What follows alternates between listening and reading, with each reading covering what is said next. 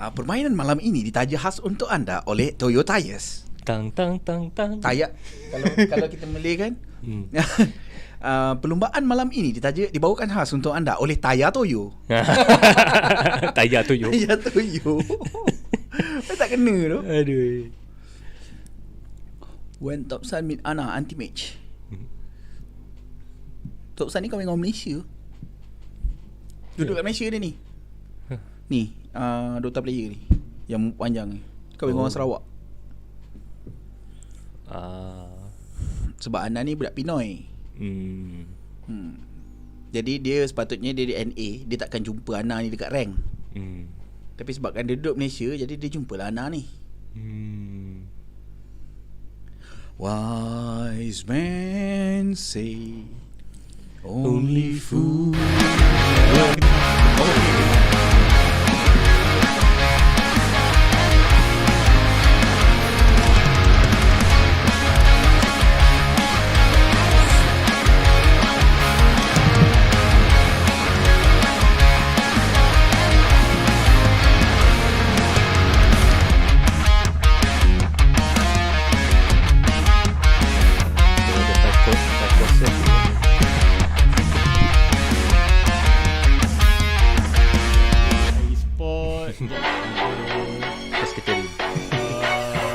Vertex, lepas tu ada GT, lepas tu Jalan GT.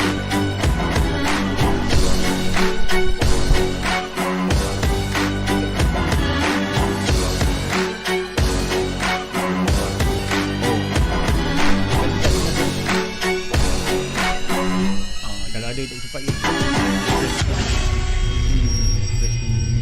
Saya tak. Ada.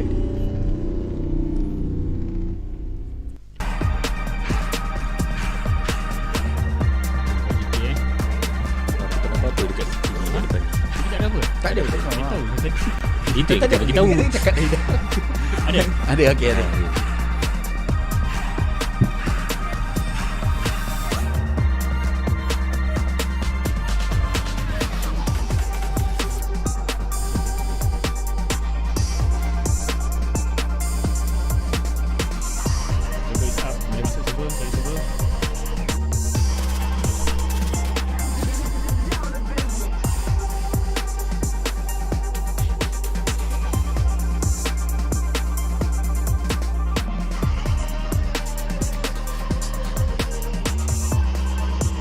So, siapa yang belum subscribe Galeri Kereta, boleh klik button kat bawah, subscribe.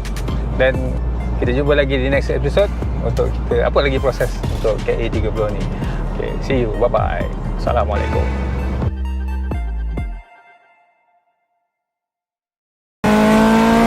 But you're never gonna beat me. Look the other way, what I'm doing ain't easy. Bloody hands stained from the people who deceive me. Bloody hands break through the chains, go free me. You try to play, but you're never gonna beat me. Galeri The other way, what I'm doing ain't easy. Bloody hands stained from the people who deceive me. Bloody hands break through the chains, go free me. People like sheep, go free me.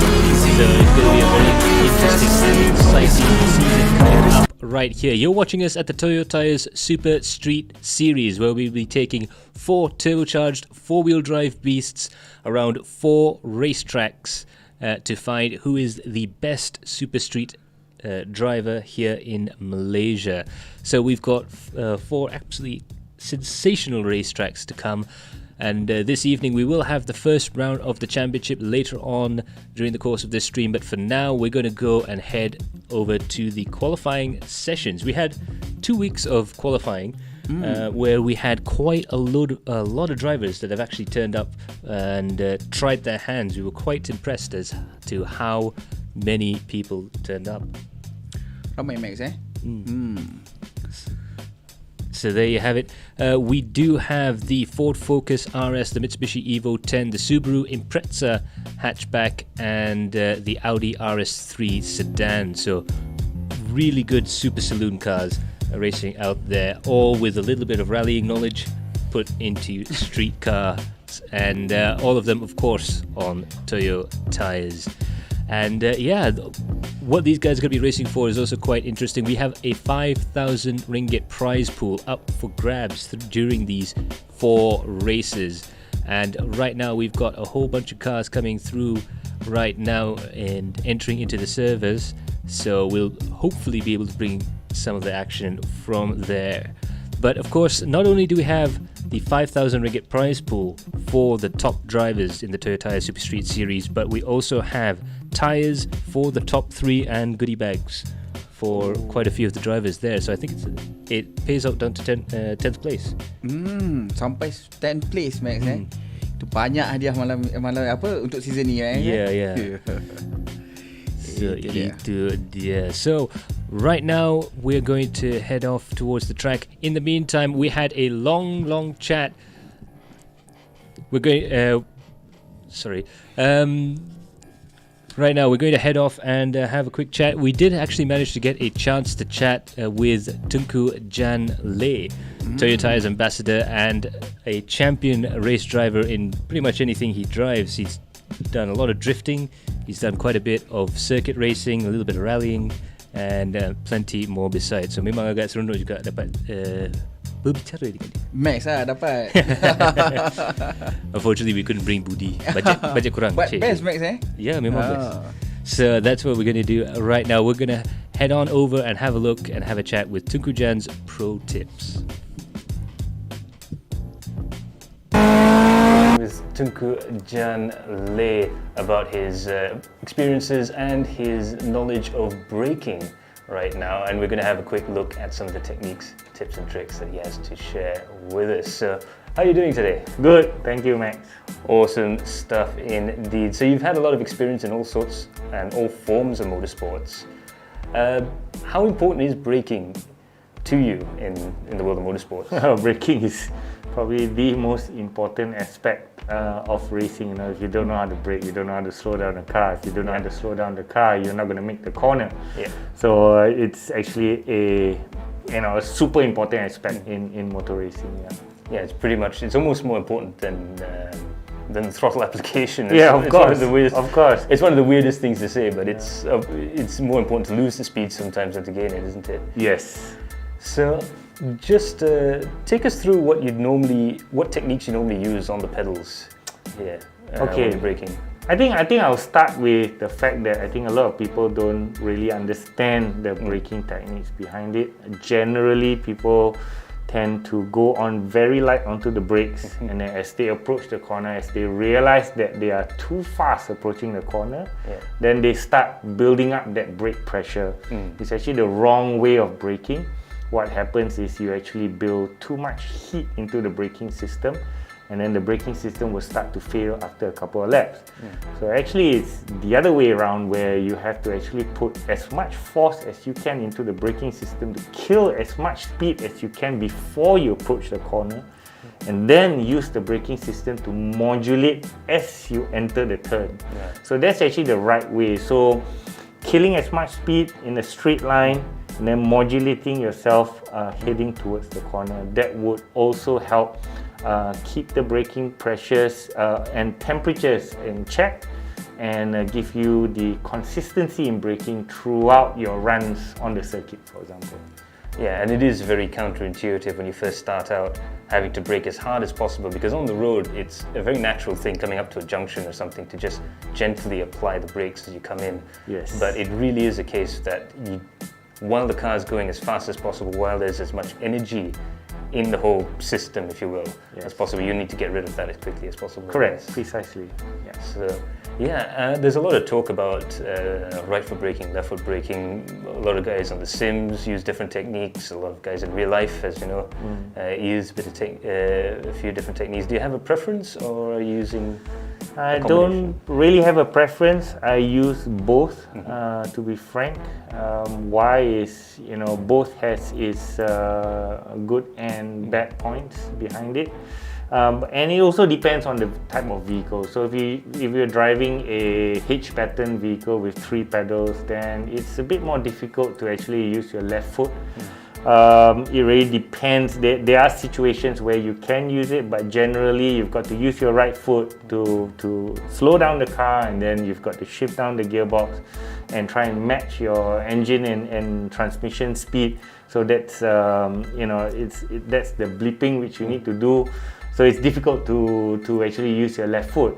But if you're in a pedal shift type of car, which is a 2-pedal, then yes, your left foot or using your left foot would be of benefit versus taking off your foot from the accelerator and then braking them back on the accelerator.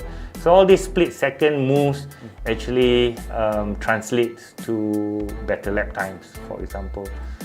So it depends. In my case, around Sepang, there are some corners which I will use the left foot, especially corners where I can actually hold one gear instead of shift or having to shift down, for example, just to stabilize the car, just to balance the car in or mid corner to gain the best or higher speed on the turn. Yeah, so I mean, you've touched on that a little bit, blipping the gears and going down through the gearbox. That actually is, from my understanding, quite important when you're braking, especially for somewhere like turn 1 at Sepang, because your engine braking is almost helping you out just as much, if not more, than the foot brake in some circumstances.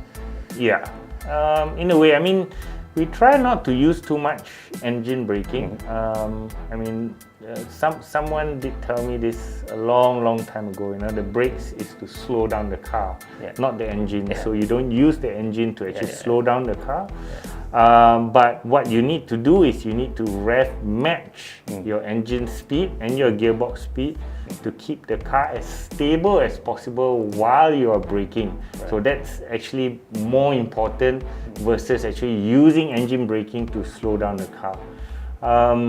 If you find that your car is not slowing down, then you need to upgrade your braking system, for example, and not use your engine to try and slow you down. Yeah, so that makes a lot more sense. After all, transmissions are a lot more expensive than brake pads. Yeah, definitely, yes. So could you show us actually on the wonderful little pedals that we've got here, what you do when it comes to right foot braking and left foot braking? Just give us a little bit of a visual. Okay. So when it comes down to pressure, as I mentioned earlier, so let's assume the brake pedal, if I were to depress it fully, that would be your maximum braking, yeah? So as I mentioned here, so for example, if you're heading down the Sepang Straight and you've hit the 100-meter mark and it's time to brake. So again, with the left or right foot, it doesn't make a difference. So it really depends on the type of car which you use. So let's say I use my right foot now to brake. So you're hitting maximum braking pressure. This is to kill as much speed as you can before you actually hit the apex of the turn. But if you keep this same amount of pressure heading down, you might slow down the car too much, or you reach a situation where the wheels will lock up. Right? So before you reach that point, I mean, your whole objective is still to carry as much speed as you can into the turn, right? So once you hit your maximum braking pressure, the whole idea is actually to back off slightly. So you're talking maybe 70, between, I don't know, 65 to 85% in terms of braking pressure, and that's the point where you start to modulate.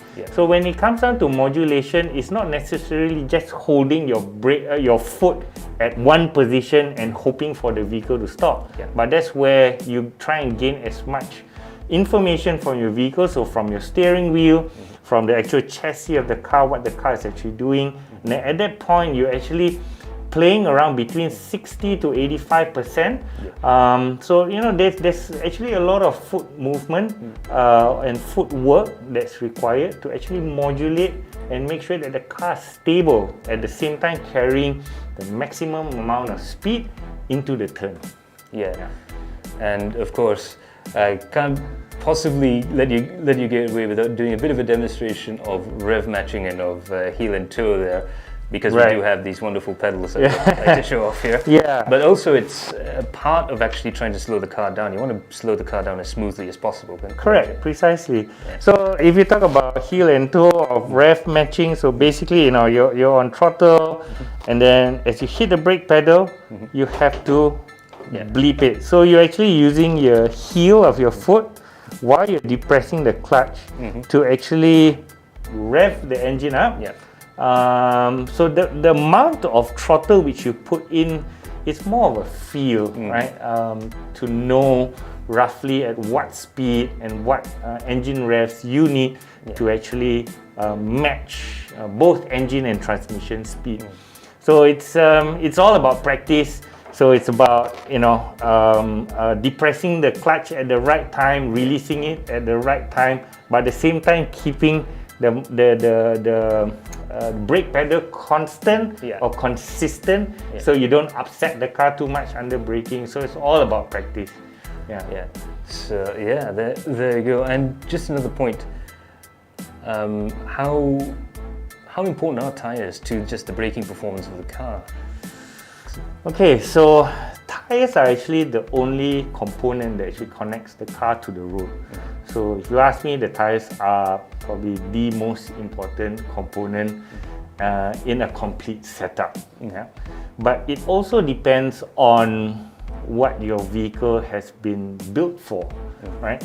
So if you are, if your car is a daily driver, for example, and you're looking at noise levels and fuel efficiency and all that, then you have models like, for example, the CR1, the Proxys CR1 or Proxys CR1 SUV, which is built for that, is to give you the best fuel consumption and mileage behind it. It's actually well built in terms of sound level, so you get a very quiet and very comfortable ride. Versus a HP tire, a high performance tire. So a TR1, for example, is a high performance tire. So that has different benefits out of it. So in terms of steering connection, in terms of wet stability, in terms of overall dry grip performance, is way higher, for example, with the CR1. So it really depends on what you are actually trying to aim for. So for guys like, for example, who say take their vehicle to Sepang on the weekends, but you still use your vehicle to commute on a daily basis, like going to a semi-slick tire might not be the best option.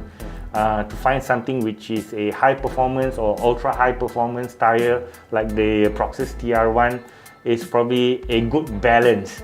Because if you go with the CR1 or the CR1 SUV, that's built more for daily commuting, to give you the best benefits in terms of daily commuting, versus the HP tire, which is the TR1s, for example. In terms of daily commuting, it's still there. So you've got really good wet grip performance. Your noise levels is still in check.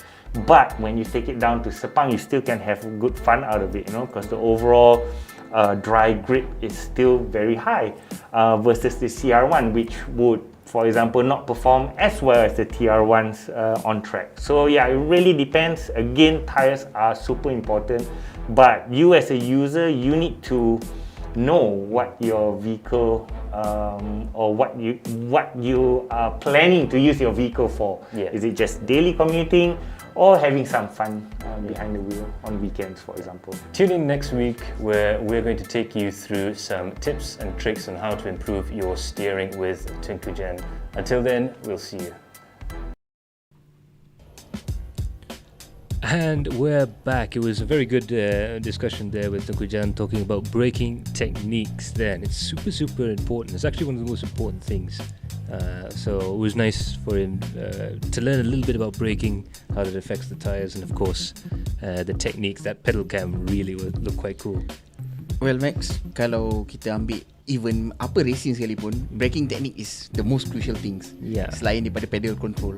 Ya, betul. So dia lebih kepada kita nak berhentikan kereta tu pada waktu yang bila, macam mana teknik dia kan. Itu memang penting Yeah.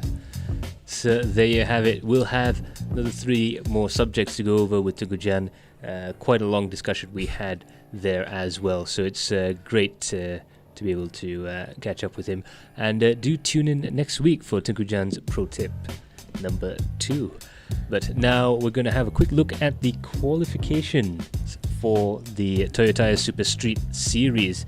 Now, there was a lot of drivers fighting for that top 25 spot, and it was really, really tight right at the top end there.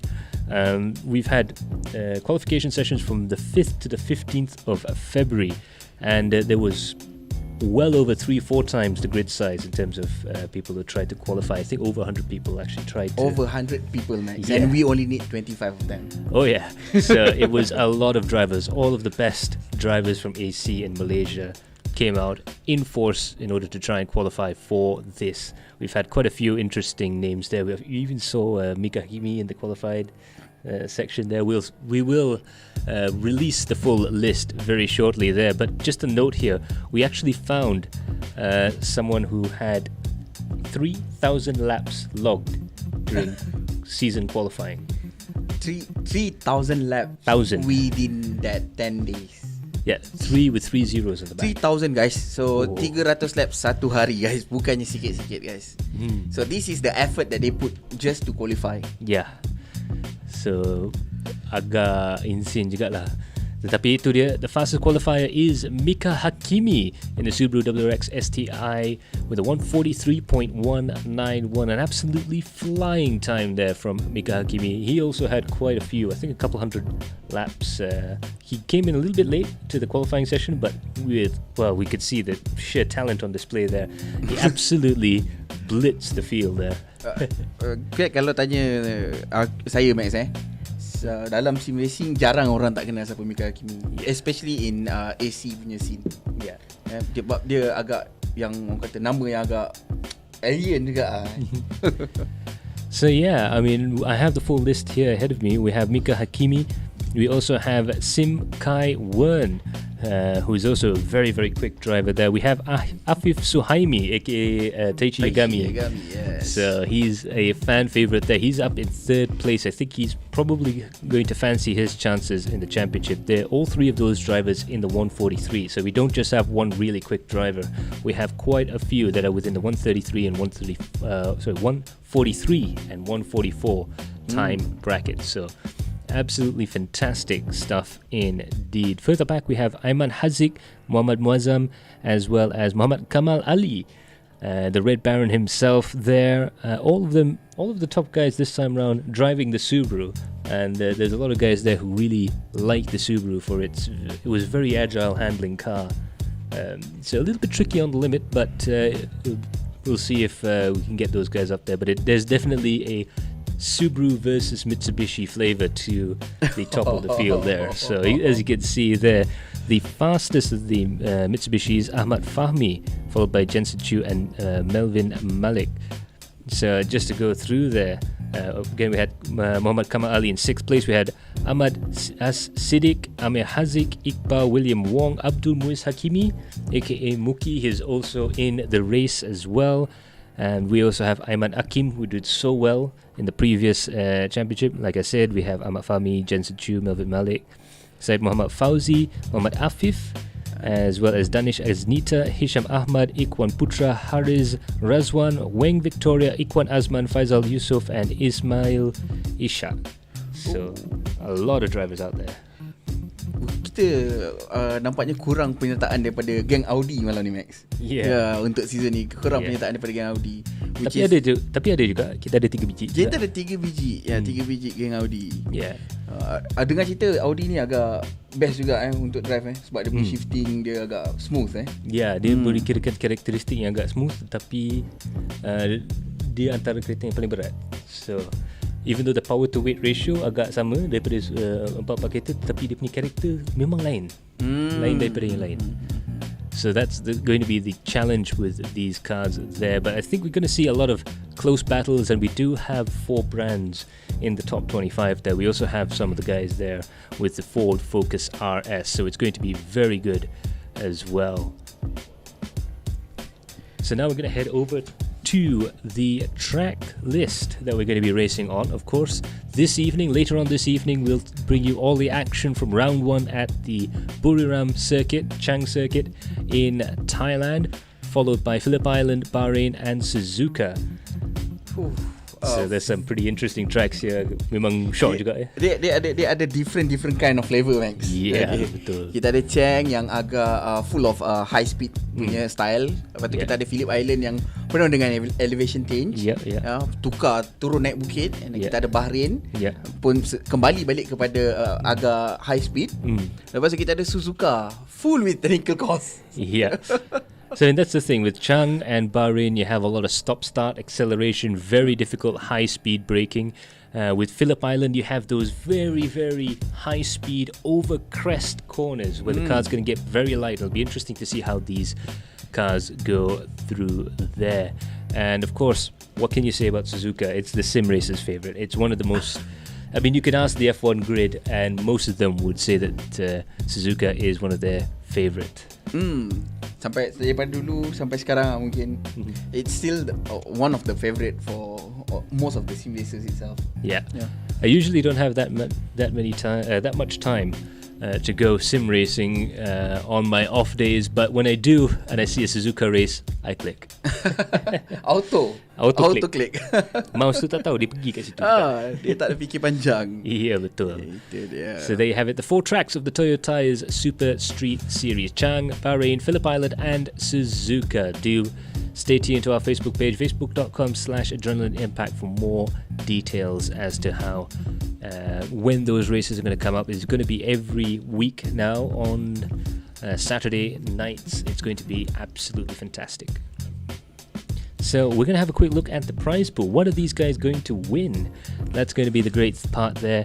We can see how the 5,000 ringgit prize pool is going to be divided up there.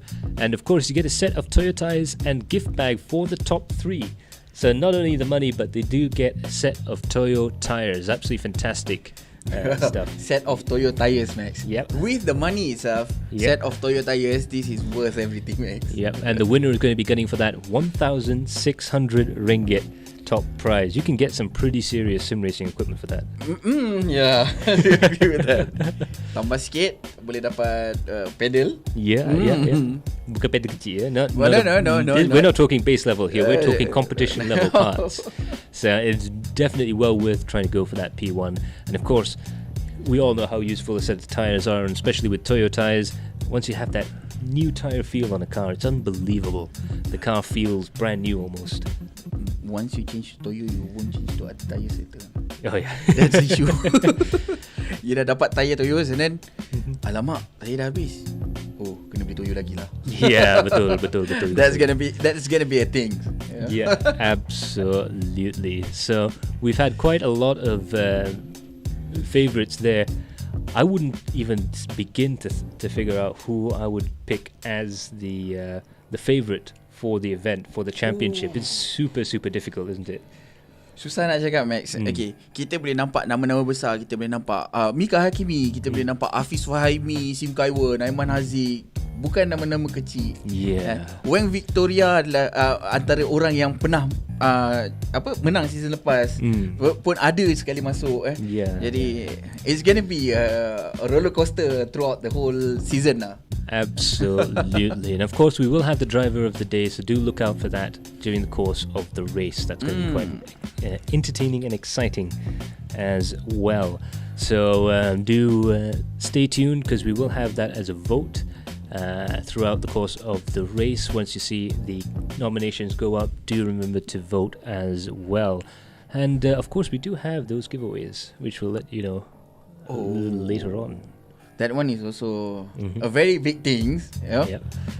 Tapi untuk driver of the day, Max, kita biasanya kita akan give them our opinion. Tapi kali ni kita bagi viewer peluang untuk memilih siapa driver of the day diorang. So kita akan bagi list of the name yang nominated perform. Okay. So baru kita diorang vote. Okay. So agak interesting juga apa yang akan kita akan dapat nanti. Betul, Max. So of course we have another video presentation for you guys as well. Amirul is going to give us some absolutely fantastic advice on taking care of your Toyo tires. Good evening, and first of all, let me introduce myself. I am Amirul, the Technical Manager of Toyo Tire Sales and Marketing Malaysia. Today I am tasked to explain this new tire from Toyo. As you already know, we are introducing the latest tire model in the Toyo Process family, the Process CR1. This new tire model actually is a successor to our highly popular model, the Nano Energy 3. It comes in the form of passenger car and SUV size. The size available are from 40-inch rim to 90-inch rim. Before I proceed further, I would like to touch on the concept of the new Process CR1. It is a comfort tire and is aimed at providing relaxed and comfortable cruising, matching other more premium models in the market. This is further echoed by its tagline, designed for premium, comfortable and relaxing journey. Process CR1 is engineered with Toyo's own proven technology in tire making, which is nano balance technology and T-mode. What it means is that the real-world conditions are simulated to achieve the closest result in our development process. This results in a tire that is safe, quiet, grip better and perform commendably in the wet. Now, let's look at what contributes to the comfortable and relaxing drive. Process CR1 has the properties that help to achieve high-quality silent and comfortable performance. For example, the usage of noise protection sheet in its construction and silent wall technology is being deployed. Another feature is the tread pattern technology that carries an in and out different pitch arrangement design that reduce the pattern noise. Both these technologies are the main formula we apply in its development that lead to the desired result. Not forgetting, the inside lateral side also play a role in achieving the right comfort for this tire. Besides its silent attribute, another attribute that is worth mentioning, it is superior wet performance. The tire pattern has 4 main wide grooves that is effective in anti-aquaplaning, making going through puddle of water or wet road condition safe and controlled. Hence, making Process CR1 a safe tire, be in wet condition or dry condition. Still, on the safety aspect of the tire, how about its performance on dry surface? It performs equally exceptionally well too. The triple taper and rip properties enable this tire to handle this aspect well and good. The stiffness of the tire play an important role in ensuring safety as well. This is achieved by incorporating multi-wave sight into the pattern design. These multi-wave sights prevent irregular wear and directly ensure stiffness and lead to the integrity of the tire is maintained. If you have noticed in the product video earlier, besides safety, comfort and silent, high grade is also promised. Process CR1 want to deliver. To fulfill this, jointless cap ply and high fuel efficiency sidewall formula is being used. The former enable this tire to achieve improved high speed performance and the latter will give you low rolling resistance performance. As we mentioned earlier in our sharing, this new Process CR1 is a replacement for the outgoing Nano Energy 3. So, to sum up our session, we will share with you a summary of the performance of this Process CR1 versus its predecessor. As you can see, it obviously excels in all aspects. Now, with that, I am at the end of my sharing and I hope I did give you an idea on the technology put behind the new Process CR1.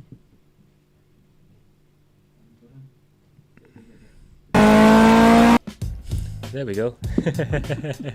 And we're back. Thank you so much, Amirul, for that rather interesting insight into the Toyo Tires CR1. What really interested me was the technology on the thread pattern. We have the multi-groove sipes and we have the tapered sections in the thread there. You can tell that Toyo has spent a lot of time and research and development in order to get that the best all-round tire you could possibly get. So basically thread tu dia bukan buat ikut suka Orang nampak cantik, you know. Dia buat research, Max. Every single track yang dia buat research untuk benda tu. Yes. That's how it is. Yeah. You know? So it's not just a simple case of a nice to look at tire tread or the tire tread that just has sipes for no real reason or grooves for no real reason. Every single part of that tire is engineered to the highest standards possible. This is real high performance engineering going into these tires there. And when you look at it as a whole, you could really see it actually looks quite nice. Once you actually could pick out all the little details in there, you could spend hours doing it. So kita dia macam ni, Max.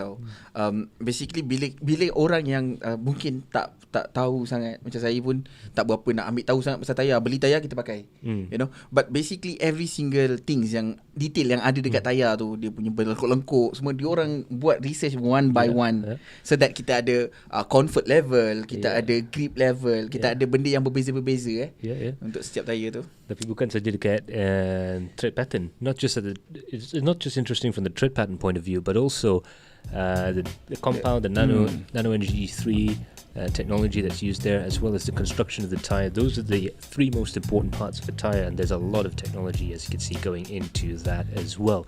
Speaking of which, over there and over there, you'll notice we actually have some tire threads or parts of a tire tread as a part of our studio section. So leave us a comment down below if you can recognize what tire that came from, because it did actually come from a Toyo tire. Basically this is a Toyo tire thread. Yep. Kita stretch hari tu, kita stretch. Buat dia jadi pillar dekat situ. So they have it a little fun for you guys down there in the comment section right now. So in any case, let's have a look at the Chang International Circuit. Buriram is where we're at this time. It is not only just the home of an international racetrack, but also home to a international spec drag strip, as well as the Buriram United Football Club. Itu tadi saya dah tanya Max, Buriram ni siapa punya? Max pun bagi tahu. Max kata Buriram is basically bukan created by government of Thailand itself. Dia dibuat oleh Buriram United punya football club. Satu benda yang berbeza untuk daripada football pergi ke racing.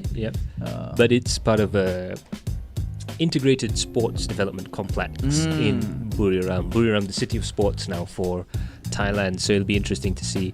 They do all sorts of stuff there. As you can see, MotoGP is the biggest event that they do, and it's proven to be quite a popular little race for some of the drivers, a little bit polarizing for some of the riders, because of course it gets very, very hot there, and the Asian Le Mans series drivers also suffer quite a bit, along with the GT World Cup Asia series guys. But the temperatures that you get at Buriram can be quite hot. So basically most of race track yang dekat area Southeast Asia basically have a very extreme temperature, Max. Yes. That's how it is. Buriram pun orang kata dia bukannya kawasan yang sejuk. No. Dia bukan dekat hujung Thailand tau. Right in the middle. It's not there. So memang panas kawasan tu. Yeah, absolutely. Buriram, located not too far away from the border with Cambodia, in the Buriram province in Thailand, in the Nakhon province, I believe. Nakhon. I do apologize if I get that wrong. I had it written down here somewhere. But in any case, had the opportunity to speak to quite a few of the drivers who've driven there before, and one thing they say, first of all, the heat and the humidity, it's as bad if not worse than Sepang, which is saying something. And also it can be quite harsh on the tires, because trying to get tarmac that would last, that would be durable enough for these weather conditions, can be a bit of a challenge, and it does leave you with a more high intensity surface on the track. So tire conservation, and most of all having the right tire, the right compound and the right construction is going to be very, very important. Untuk race kereta mungkin tak ada isu, Max, sebab kita ada pit. Untuk MotoGP it's going to be a big issue, Max. Absolutely. Sebab dia punya presentation, dia punya pit tu tak ada untuk MotoGP kan. Untuk kereta kita tahu every single race usually memang akan ada pit untuk ganti tires ataupun untuk isi minyak and so on. Itu pun dah very, orang kata, extreme. Kalau tak tukar, tak ada pit, lagi pening, Mac. Yeah, I mean, the biggest challenge around here is you have high-speed sectors. The Sector 1 is incredibly high speed. It's basically 3 straights with very, very heavy braking zones, but very wide racetrack at that corner. This is an FIA Grade 1 racetrack. It could run Formula 1 races here if they choose to. But the interesting thing is you have a very high-speed sector at the start of the lap and quite a fast finish to the lap, but the middle sector is more of a medium speed sector there. So your setup, you can't really go too much on the high speed, top speed sort of setup, and you can't really go too far onto, say, the downforce and the high grip setup as well, because you have to sacrifice one for the other. So it's going to be interesting to see in which direction these guys set the cars up for the race. That's the real difficulty for Chang, and also a lot of high-speed braking zones leading into a high-speed corner, leading into another braking zone before a low-speed corner. Turn 3 is absolutely spectacular, and I can't wait to show that off to you guys. It's going to be absolutely fantastic. Kita punya lap pertama, turn 1, turn 2, turn 3 is going to be it's a very exciting things to watch, you know. Lepas tu untuk mungkin ada yang tak perasan ataupun ada yang tak tahu, Max, untuk setiap kereta yang dibawa oleh mereka ni, diorang boleh set sendiri, Max, apa kesesuaian setting yang diorang nak pakai kan. So diorang ada orang kata kebolehan untuk set. Diorang nak main straight tu laju, corner tu agak susah sikit nak control, ataupun diorang nak corner laju tapi straight agak bergegar. Betul. So there you have it. That's going to be the big trick. Now you're always going to be going through that trade-off with Chang, and of course, like I was saying to a friend of mine the other day, Chang is a racetrack where you have not 1, not 2, but 3 first corners in effect. Because you have obviously the first corner, which is going to be an out-braking maneuver. There's quite a lot of tarmac on the outside of the corner, so if you do have to take evasive action at the start of the race, it is possible to do that. But then you have a long straight where everyone tends to end up 2 or 3 wide before you're coming down into a very, very tight hairpin.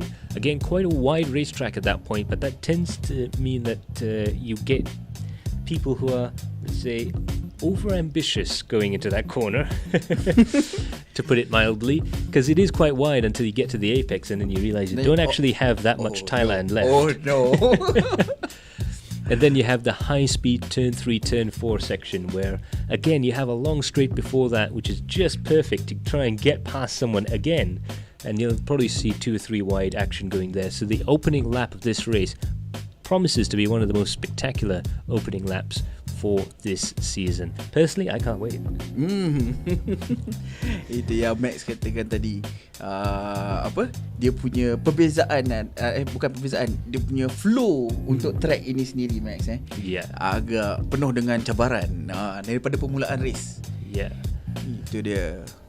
So absolutely, we're going to have a quick look at the comment section. Jom kita tengok. So we have Arif Rashidi. Arif Rashidi, there we go. So just to see there, good luck Chipman, MEM Motor Esports Club driver. So that's absolutely nice to see them. MEM incidentally do a fantastic job with motorcycle racing in the sim racing world. So it's nice to see that we've got one of them defective into the dark side, going to 4-wheel racing. But it's all good for us. It's all motorsports there. So Ahmad Hazmi, kita pedal je budi.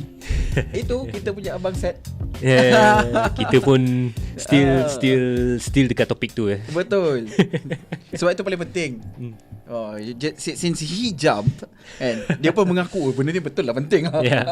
Afiq Fadlan, kalau track Buriram ni kat Malaysia, dia akan tukar jadi Budir.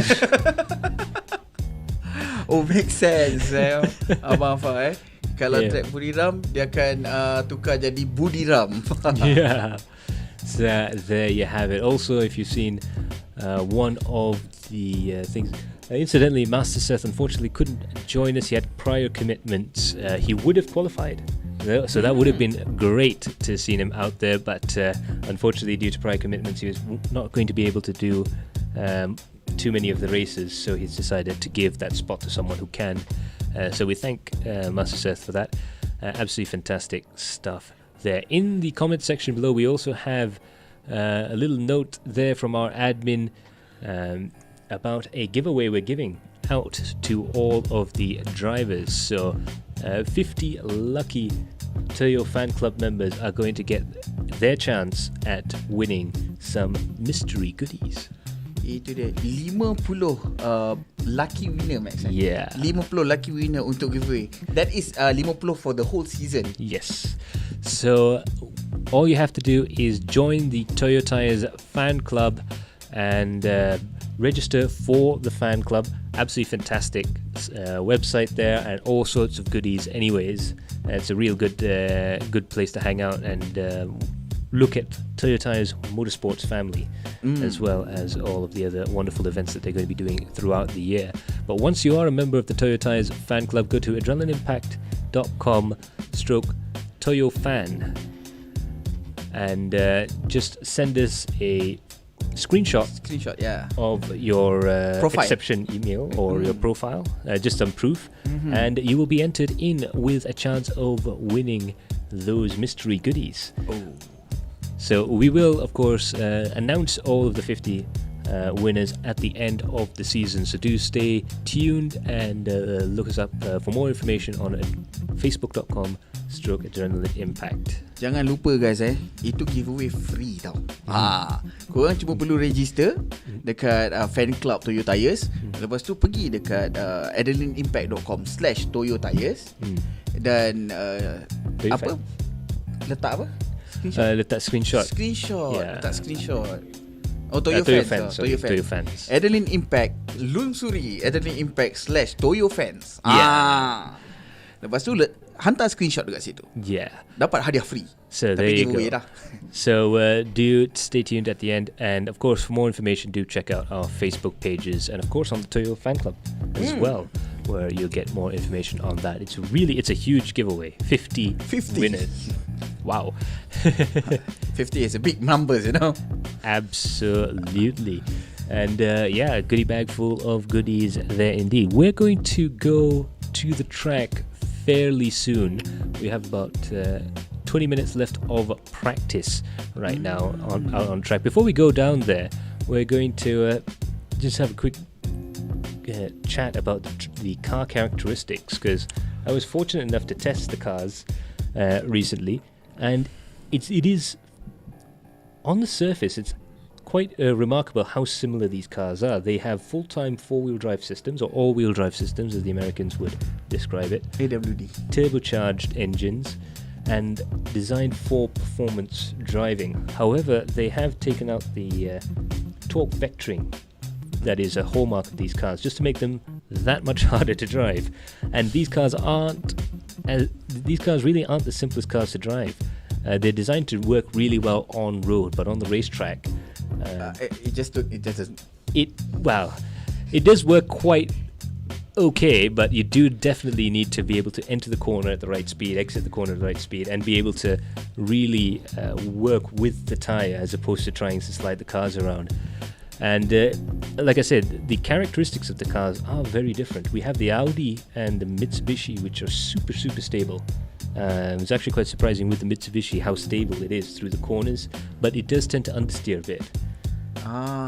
So the two hatchbacks, however, the Ford Focus is a little bit playful, but it is still well glued to the track. But the loosest car of them all is the Subaru Impreza.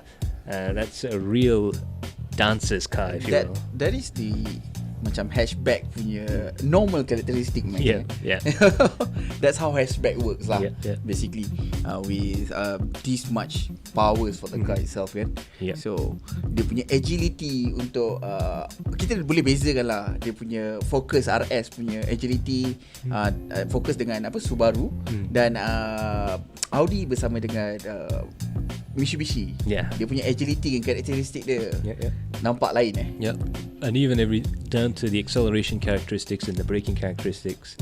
I mean, they have the same power to weight ratio, but the handling and the grip and the road holding the ride and handling of all 4 cars is very, very different. So it'll be interesting to see how the cars fare, because around Chang here I have a strong feeling that Subaru contingent are going to be out in force as well, but around some of the faster tracks maybe perhaps we'll see another car come to the fore.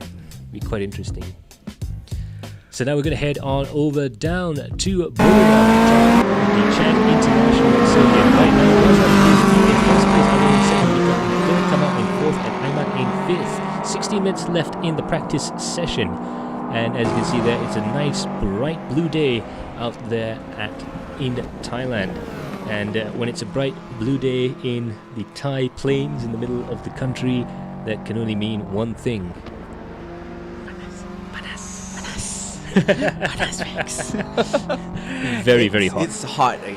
It's very, very hot. So Max, ini kita dapat saksikan sekarang daripada Afif Fauzi, Max, memandu jentera daripada Mitsubishi. Ini Evo 10, Max, kan? Yeah. Itu dia, sebuah jentera ikonik sekarang. Paling final. Yeah. Evo paling final. The last of the long line of Lancer Evolutions before they stopped production, unfortunately, but still a very, very capable car. You do still see these cars turn up at Sepang and put in some really good lap times. Although I have been told by JR Speed Tsuchimuchi that I have to say this, their car is absolutely a Proton Inspira and not a Mitsubishi Lancer Evo 10. Even though it's a 4-wheel drive turbocharged 2-litre car, apparently it's a Proton. It is still Inspira. It's still Inspira powered by the powered suspension, body shell, everything but the badge. But so itu dia Muazzam, Max. Who is Muazzam? Well, untuk ada certain orang yang mungkin tak pernah dengar nama Muazzam, Max, but we as a commentator, kita tahu siapa dia. So he is known as Gaskun. Yeah. So bukan nama yang biasa, yang jarang kita dengar. Dia biasa ada pseudonym. Betul. Kebanyakan mungkin lah ada nama-nama dalam ni yang kita jarang nampak, tapi sebenarnya diorang ada nickname yang diorang IGN diorang sendiri. So that's the thing. So you have a lot of these drivers who are well known as under different names there, but of course they are out there right now with their real names, so we get to see their real drivers out there. Right now we have driver cam, and right now I believe that is Amir Hazik's driver cam there, just getting ready to go. Meanwhile, we're having a look at Mika Hakimi right now coming across the line. Let's see if we can ride on board for a lap of Buriram here, the Chang International Circuit. Coming down to the first braking zone there, you can see Mika there in the driver cam there, fiercely fast driver there, nice mood lighting as well. Coming down out of the first corner, it's a fairly straightforward corner as long as you don't have anyone around you, because it does narrow a bit at the exit. Now through this flat out left hand kick and into turn 2, you can see very wide approach on entry. You could land a Cessna there, but as you get into the apex it narrows down dramatically. So you really do want to overtake on the entry and not halfway through the corner. It can get a little bit difficult there. Coming down towards the back straight here and towards turn 3 and turn 4, this is where the real magic is. As you come up underneath the Toyo Tyre's banner there, a little dab of the brake or even a lift to get the car, throw the car through turn 3 there, and immediately as soon as the car straightens up you have to hit the brakes hard before turning into turn 4 there, and now it's understeer control coming out through this section here. You're slowly trying to build up the speed there whilst keeping the car on the left hand side for this right hander here, and again you want to be accelerating as much as you can through and trying to keep it as neat as possible. And that's sector 2. Coming down into the braking zone here, you've got a couple of very tricky right handers here. Very easy to have the car go offline and go off track there if you're not careful. Around this right hander here is almost 180 degrees before coming up through the S's here. Now the trick here is you want to be accelerating, you want to be flat out all the way from the entry to the exit of the S's, but it's not a sure thing in these sort of cars. Not too much downforce, remember. Hard on the brakes here for the final corner. This is critical for a good lap time. It's the hardest corner on the track, the narrowest corner on the track. You have to take a lot of curb before coming across the line. Itu dia. Kereta ni, Max, dia basically it's so super straight. So there's not a lot of downforce untuk kereta-kereta macam ni. So basically dia kereta yang boleh dibawa di jalan dan dibawa untuk masuk ke dalam racetrack. Itu ada pemanduan yang cantik yang dia telah pun ditunjukkan oleh Mika Hakimi sebentar tadi, Max. Yeah. Itu kita punya contender Yeah. Nombor 1 dalam qualifying tu. Definitely one of the contenders for the championship there, Mika Hakimi. A very, very successful driver there, and he's also taken his first steps into the world of real life racing in the Toyota Gazoo Championship. Funnily enough, though, in that championship they are using the Toyo Tyre's T1R, which is a very nice high performance road car tyre, but it's actually proven to be quite a nice race tyre as well, surprisingly. So that's the official tyre there of the Toyota Gazoo Racing, so TR1 tyre. Itu dia, Afiq Fazlan kata Mika tukar rig nampak macam rig baru tu. So could be Mungkin ya. Betul. Kita ada Lau Cheng Wen.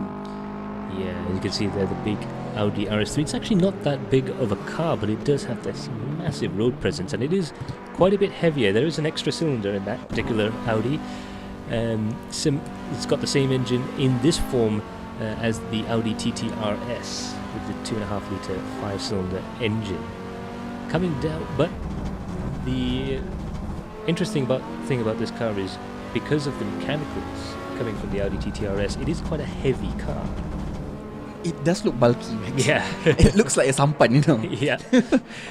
Basically, it looks like a sampan, but it is a race car. I mean, like, it is a performance car. Yeah. And this is not like uncle car. No. Yeah. This is a real performance car. A lot of people say it's an Audi A3 with a body kit, but if you look at the wheel arches, you'll notice it's a lot bulkier than an Audi A3. It's a lot wider, much bigger wheels, much bigger wheel arches, and a lot of chassis improvements there. You can't convert an Audi A3 into an RS3. It is like the equivalent of an M car or an AMG car. Almost every part is changed from standard, and this one has been upgraded even further. Like I said, to try and equalize the cars as best we can. And so far, having driven this particular car, it is quite electric, the acceleration, but you do have all that weight going through the corners there, so you have to be real careful feeding the car through the corners. But once you get to the exit there, the Quattro system, perhaps nowadays probably one of the best four-wheel drive systems on the market. So dia punya top untuk exit tu agak kuat, Mac. Yeah. Itu dia. Sebab kereta ni macam Max kata tadi, dia punya heavy dia tu membuatkan dia agak sukar untuk kita braking sebelum masuk corner. Isu utama dia adalah kita nak braking untuk masuk corner, sebab kereta yang berat dia ada apa? Inertia. Inertia guys, inertia. Okay, inertia. So dia ada inertia tu. Jadi dia kita kena orang kata apa? Modulate braking. Supaya dia agak relax sikit masuk kan. Dan tapi bila dia exit dengan torque, dengan dia punya Quattro system, dia punya torque tu akan memberi orang kata exit yang smooth. Dia macam melompat terus begitu. Yeah. So I believe that's Jensen Chu, right? Ayman Haziq, that's it. Sorry, I do apologize. That was Ayman Haziq right there on our driver cam, and we can actually see him with his real life steering input. Like I've always said, it's nice to see the steering wheel in game and see how he steers the car there, but it's also interesting not only to see the steering input in real life, but also to see the reactions of the drivers as we go through the race. It's going to be quite fun to watch that.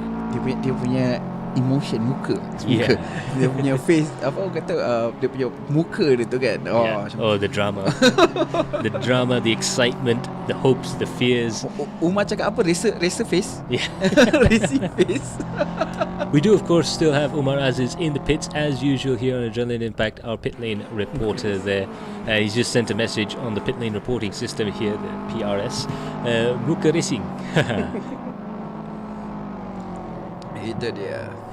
Mika Hakimi, pit lane favourite. So I think Umar Aziz already has his vote for who he thinks is going to be a real contender in the race. However, Muazzam is doing quite well as Sim Kai Wen, so those guys could be doing quite well for themselves. That's Amir there. You can see there, you can see his steering input, you can see his braking into the corners there. Hard on the brakes there, and he uses a much wider line, I notice. And he tries to square off the end there. Now, the interesting thing about this Subaru is that if you're not careful, the back end can snap quite quickly, but if you can harness that oversteer and turn it into agility, it's really quick. He drive like a rally car, Max. Well, it sort of is. You know, bila dia ambil corner tadi, kita nampak dia punya belakang tu dah start buang. Yeah. So we can basically see the wake shift lah, kan? So kita nampak dia macam belakang tu dah start buang, and then dia masuk smooth. Yeah. So they have it. Amir Hazik there. As you can see, he's actually got the back end out. He's corrected the slide, but I think he's still trying to find that knee point, if you will, from oversteer into understeer, and trying to get the car as straight as possible at the exit. Sliding into a corner is okay. Very famous drivers like Kimi Räikkönen and Michael Schumacher are famous for being able to put up with a bit of oversteer coming into the corners, but you want to be absolutely hooked up on those Toyo tyres coming out of the corner. And that's going to be the critical thing in mastering Subaru. No, the keyword is a bit. Okay. Yeah. And because it's snappy, so the keyword is a bit. Kalau kita terlebih orang kata power exit tu, you know where it goes lah. Yeah, you're going to be pointing the same direction you came from. That's how it is, okay? But it looks like a lot of the pro drivers are definitely going to be attached to the Subaru, I'm pretty sure. It takes a lot of effort. You can see there the back end tracing around the corner there. So it does take quite a bit of effort to drive the Subaru properly. It's a very lightweight car. I think it's the lightest car in the field. I thought for Focus was the lightest car on the field. I think the Focus is a little bit heavier, or at least physics-wise is a little bit heavier. As you can see there, they're running the Focus is quite low and quite soft. So that's, you can see the sparks coming off from the bodywork there. That's how low they're running the cars right now. There's no minimum ride height in the series, so they're allowed to run the cars as high or as low as they like. And it's interesting to see where the setups are going there. But as you can see here, that is Muiz Hakimi. Yes. Muki. Yeah, so that's another driver that, of course, we've seen Abdul Muiz Hakimi in quite a few of our championships there. And you can see there, he's got the full-on H-pattern gearbox.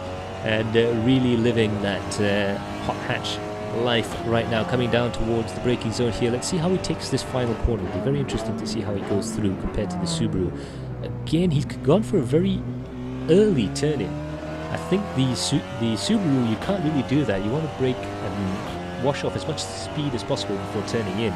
But with the Focus, it's a little bit more stable, so you can turn in a little bit earlier. You can use a lot more of the curb there. You can see there Muiz using a lot of the curb to try and get the speed through the corner there.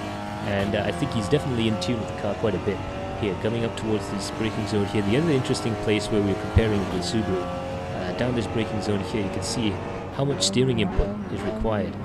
So it's a little bit twitchy under brakes there, but he only really needs one steering input to try and get the car around the corner, compared to the 2 or 3 that you need to try and get the Subaru in. But it is a little bit more nervous in the brakes.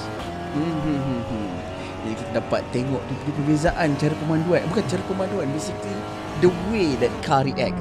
Yeah, cara kereta tu bertindak. Yeah. So even though all the cars are turbocharged 4-wheel drive super street machines, basically compact cars in the American sense of the word, I don't know why they call it sport compacts. That's okay, it. sport compacts. Yeah. In Malaysia, I think compact is a lot smaller. But yeah, they are all 4-wheel drive cars. And very interestingly though, despite them all being 4-wheel drive, they all have very different technologies, mechanical layouts as well. So even though we've turned off torque vectoring for all 4 cars in this series, but the actual mechanical layout, how the differentials work and how the shafts are laid out, actually have quite a lot to do with how the car handles. How the car puts its power to the ground is really important in these 4-wheel drive cars. So it's different between satu-satu kereta, Max. Setiap 4 kereta ni mempunyai sistem yang berbeza. Teknologi diorang yang diorang create sendiri untuk this car special. This is their specialties lah, macam tu kan. You can see that Ayman Hakim getting very sideways coming around the corner there. Ayman Hakim unfortunately wasn't able to join us in the previous series that we did here on Adrenaline Impact because he had a prior commitments, but now here for the Toyo Tyre Super Street Challenge, there you have it. Ayman Hakim diving down there using the Subaru, and you can see he's, as usual with that race face, poker face right now, he's having a little bit of a dice now with Abdul Muiz Hakimi.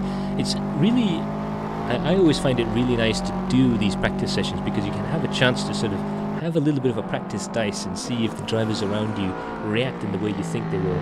But that's a nice little move around the outside there on the braking zone for Ayman Hakim, and really throwing the car around quite a bit there. Interestingly enough, even though you see the steering move around quite a bit, but the actual line that car is tracing through the corners is very, very steady. Dia macam stick to one spot, Max. Macam center of the graffiti itself memang macam this is the right angle. Dia macam tu. He's worked out the trajectory, the perfect trajectory through the corner, and he sticks to that. But it's interesting. I bet you can also hear the throttle coming on and off, and the steering input, and how smoothly the car reacts to it.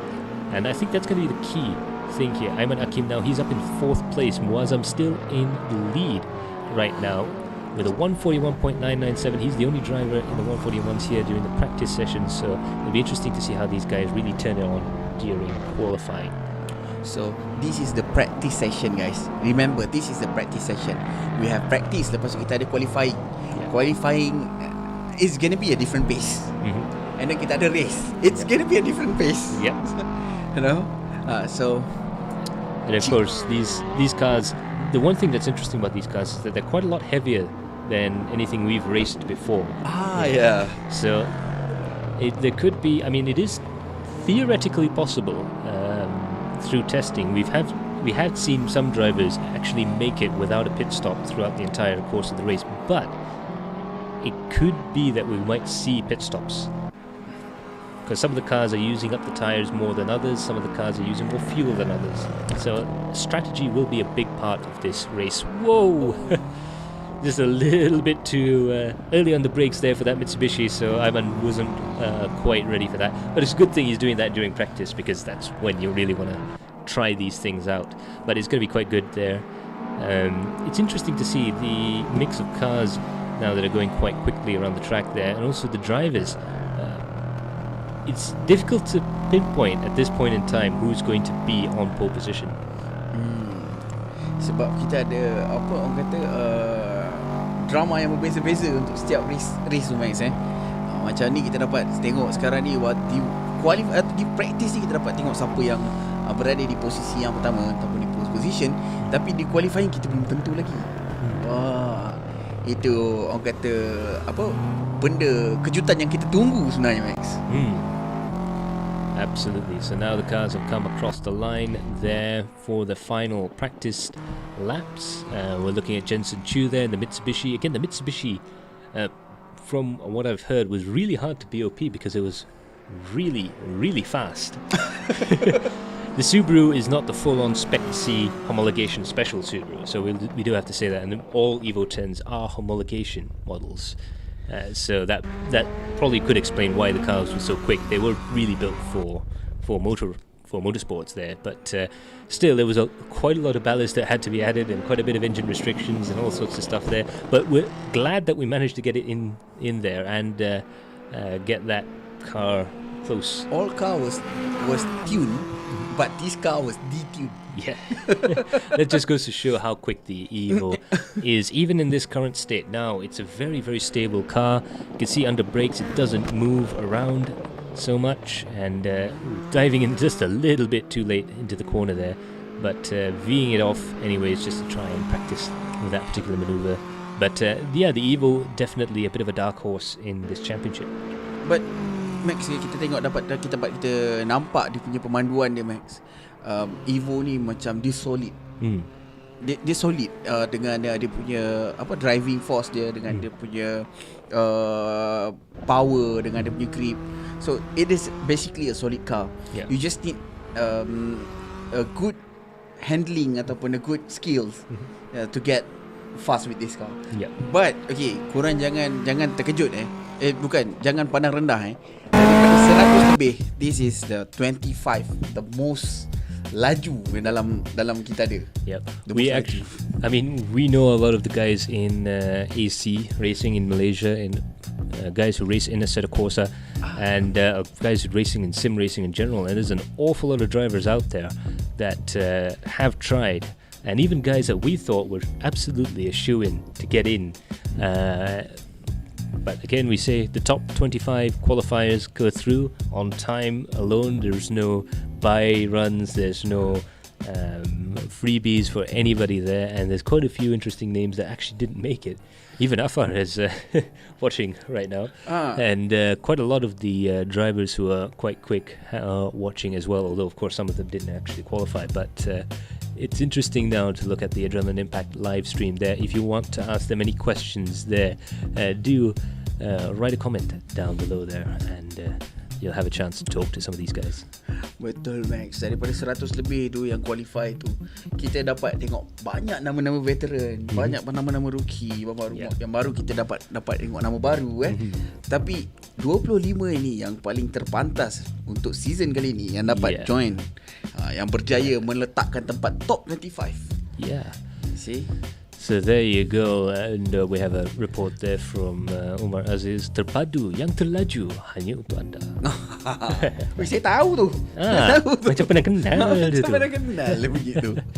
Shout out to Encik Bob. Baru Bob. lepas daripada drag race tadi, kita pun dekat tengok dekat comments. We're looking at the comment section. Our Poman's joined us as well. That's another sim rally driver and also real life rally competitor as well. So glad to see him. Amir ni dia Subaru fan. Okay, kita ada Subi fans kat sini. Yes. So, we have a Subi fans. Okay. Yeah. So yang mana bawa Subaru bawa elok Kita ada fans Yes. Gaskun, jangan malukan aku. Okay. Macam saya kata tadi, nama-nama macam Gaskun, Muiz ataupun Muki, Mika Hakimi, Aiman Hakim, Singkawan bukan nama-nama yang jarang kita dengar. Dia nama-nama yang familiar betul dalam sim racing sekarang. Absolutely, as we say, the usual suspects are out in force there, including Mika Hakimi, Sim Kai Wen, Afif Suhaimi, aka Taichi Agami. We have Gaskun out there, Muhammad Muazzam, who was the fastest in practice going through there. So definitely Master Seth is going to be cheering on Muazzam as he goes through there. We're having a look at Ayman Haziq. Join the queue of cars going on their outlap. It's going to be a 20-minute qualifying session. It'll be really interesting to see who's going to come out on top. A lot of the pre-race chatter has been about the Subaru, but we'll have a look as we go through the field there. With the Mitsubishi is also doing quite well in qualifying, so we'll see how the JDM battle comes around. Oh, JDM battle. Yeah. That sounds nice. So, itu dia. Kita dalam sesi qualifying ni adalah outlap, yang mana mereka akan keluar untuk buat outlap yang pertama, dan seterusnya kita akan terus ke sesi catatan masa. So Amir Poman comments, tapi this time Subi agak wild, confirm plenty of action. That is what we want. Yeah, absolutely. That is what we want, bro. Yeah. We need action. Yeah. So these guys have been focusing on their one lap pace, and of course that's going to continue in this session. The fastest lap time from each driver will set the grid as per usual. But after this, there's going to be a 40-minute race. That's going to be where the differences of these cars start to really become apparent. 45-minute race.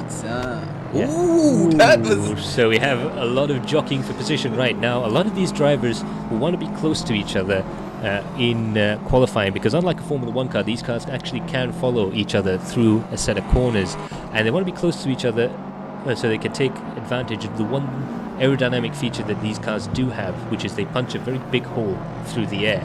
So slipstreaming and drafting is going to be a key part in overtaking and in also trying to get a good lap time around Chang. Mungkin ramai yang tak berapa perasan, Max. Drafting ataupun slipstream tu memerlukan, orang kata, jarak yang sangat rapat, Max. Kalau tidak, dia memang akan ada dirty air yang sangat teruk. Tapi dekat Chang kita ada 3. Dekat Buriram ni kita ada 3 straight road yang panjang, Max. That's gonna be a big chance untuk orang slipstream kat situ. That macam kita kata tadi, dirty air doesn't really affect these cars too much because there's no aerodynamic devices for them to use. So dia dah memang dirty air, clean air. It is what it is. Dirty air, clean air conditioning, doesn't matter. The fact that diorang boleh follow rapat sebab kalau diorang rapat, so dia punya air tu straight je ke belakang dia tak perlu langgar dekat bumper. Yeah. Secara generally. So there we can see Ayman Haziq there. I think he's just started a lap. He has come across the start-finish line there. We'll see if he will log a lap time. Not too sure what's happening there. We'll check back with the timing there. I think he may have cut the corner. If you cut the final corner here on this track, the next lap will be disqualified as well, usually. So you definitely get a message saying that this lap and the next lap will be invalidated, which is a little bit annoying when you get that, because you have to try and cut that final corner as much as you can without triggering it in order to get a good lap time. So it can be a little bit annoying. I have been in that situation before. I believe it was a GT3 race where I think I did it 5 times in a row, and I sort of stop in the pits and talk to myself. Okay, that's it. Just back of the grid to you. Hopefully that won't happen with Ayman Haziq, but I'm sure he will find the correct, that right point to clip the curb there. But it's absolutely fantastic going around the corners here. We can see there Amir Bowman, Go Shinji Isaac. So there you have it, going around the corners here. A lot of drivers, like I said, coming very close to each other and trying to get that draft. Now coming up to the final corner here, this is where he, I think, logged that extra out lap. Let's see if he can get the exit just right and come across the line here. Hard on the brakes there. He's got the back end dancing all over the place there. He's avoided the curb completely just for good measure. But there you have it. He started a lap time and now he's going to head off around the track. So far, Ayman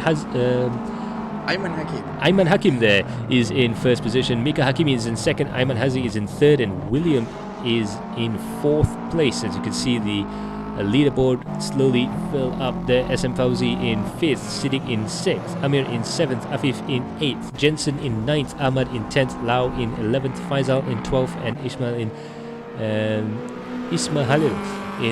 13th place there. A lot of drivers in the 142s there. I think we're going to have a really nice battle near the front of the field. Dia punya average lap time dekat sini mungkin 142, 143 So untuk race pace pun kita expect dalam range yang sama. Yeah. So there we see Mika Hakimi there, fully focused and heading out around the track there. And you can see it will be interesting to see what Umar thinks about the race face coming around the corner there. You can see the focus. He's definitely trying to look at every single possible thing out on the track there in order to try and get a good lap time. But you can see he's scanning. The interesting thing to see there, he's on a screen, but you can see him scanning as much of the screen as possible and trying to look as far ahead as possible as well. So that's going to be interesting as we see him go through the first corner there. You can see he's going to look over to the left-hand side there, to the right-hand side, and just getting around the corner there. Always nice to see Mika Hakimi's corner exits. They always look so good. Ini betul Max Dia punya scanning tu, dia nak cari orang kata landmark landmark untuk mana dia nak exit, mana dia nak tekan, mana dia nak ni. That is actually how a race car driver buat lah. Right? So and he is doing it in a sim racing. So this is basically a pure racing technique. Yeah, absolutely. But I mean, if it works in sim racing, you might as well try it. Exactly. I learned that from all things Dirt Rally 2.0. You got to be looking everywhere for that one. As long as you can get your reference punya position ataupun reference point, and we go. So there we see Mika Hakimi coming around the middle sector. Again, you can see the middle sector coming towards the mid to end of the lap. Very different from the start of the lap. It's really a tale of two tracks. This high-speed track almost akin to Monza, and a very twisty track almost akin to Budapest. Sudden change. Yeah. This is a sudden change. Yeah. daripada full of straight line and one twisted, and then suddenly masuk macam dan kita akan ke straight line balik. But this is the main point of this track, Max. Yeah. Yang kereta yang laju tak semestinya ada kat depan. Yeah. You know, as long as you know how to take the corner right, and you got the exit right, you might win. Absolutely. Firdaus Yahya there. Ismail yang DJ radio ke tu? Tak tentu. I got no idea. You need to ask Vin Malvin. He's listening to radio while driving. There you go. Sharing love from Toyo FB. Yes, Raz Muhammad. Thanks to all of the guys who are watching, not just on Adrenaline Impact, but with all of our partners at Galeri Kereta, at Toyo Tyre's Facebook page there. Lots of love to all of you guys out there. As you're watching, while you're watching, do chill out and enjoy the racing. And while you do that, just leave a comment down below, like the stream, and share that sim racing love around. And don't forget to register for the giveaway. Absolutely. Go to the Toyo Tyres fan club online, register there, and send us a screenshot at adrenalineimpact.com/Toyo fans for your chance to win. Itu dia. Sekarang kita melihat Abdul Muiz yang memandu jentera daripada Ford, iaitu Ford Focus RS, engine capacity 2.4 2.3. So engine ni, this engine's got a bit of a history to it. It was designed for the Focus ST as a replacement for a Volvo sourced 2.5 litre 5-cylinder engine that was in the previous generation ST and RS. That's why they sounded so nice. But it's a much more compact engine, and it's one of Ford's world engines. So in Europe, they build the Ford Focus RS with it in Germany. And in America, they build the EcoBoost Mustang with the exact same engine and same turbocharger. Oh! So it's not only a front-wheel drive engine, but a rear-wheel drive engine as well. It's very, very neat, very unique engine design. The turbo is actually behind the engine, so it's like the old Honda H series reverse head layout. So the intake's in the front, the turbo's at the back. Very, very modern engine. I've had a chance to actually look over a couple of these 2.3. This is a new orang kata macam new technology yang diorang adapt So it's it also has a lot to do with their WRC program. So a lot of things that they learnt from the WRC program, Nicholson liners, the fuel injection system, the valve train technology is all quite a bit different. Meanwhile, we're having a look at the driver cam there, and that's Ikwan Putra right now in the Evo there, and we can see him. It's probably the first time you've actually seen him on AI driver cam. Max, dia drive relax, Max. Tengok tangan dia drive. Yeah. Betul relax nampak? Very, very easy, very smooth onto the throttle, turning in. But you can see he actually returns the steering wheel quite quickly, and he's finishing the corner using the throttle rather than the steering wheel. The steering itself. So you can see him quite smooth coming through the corner there, and then snaps back straight. So he's using a little bit of exit oversteer. He's not having to put any he's not having to counter the car. He's not sliding the car, or drifting the car, but he's just using the throttle oversteer characteristic to turn the car. So that's quite advanced driving technique there. There is a problem with that.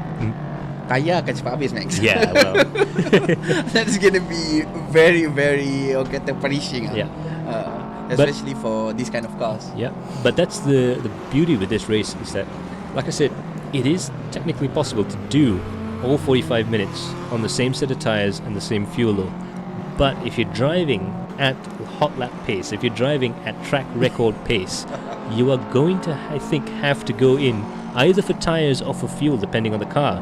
So I think you'll see two different strategies here. You're going to have the guys who are driving absolutely flat out to try and build up as much of a gap, come in, pit, sort themselves out, and then head back out again to push as hard as they can. So two very short stints to really push the tyres as hard as possible.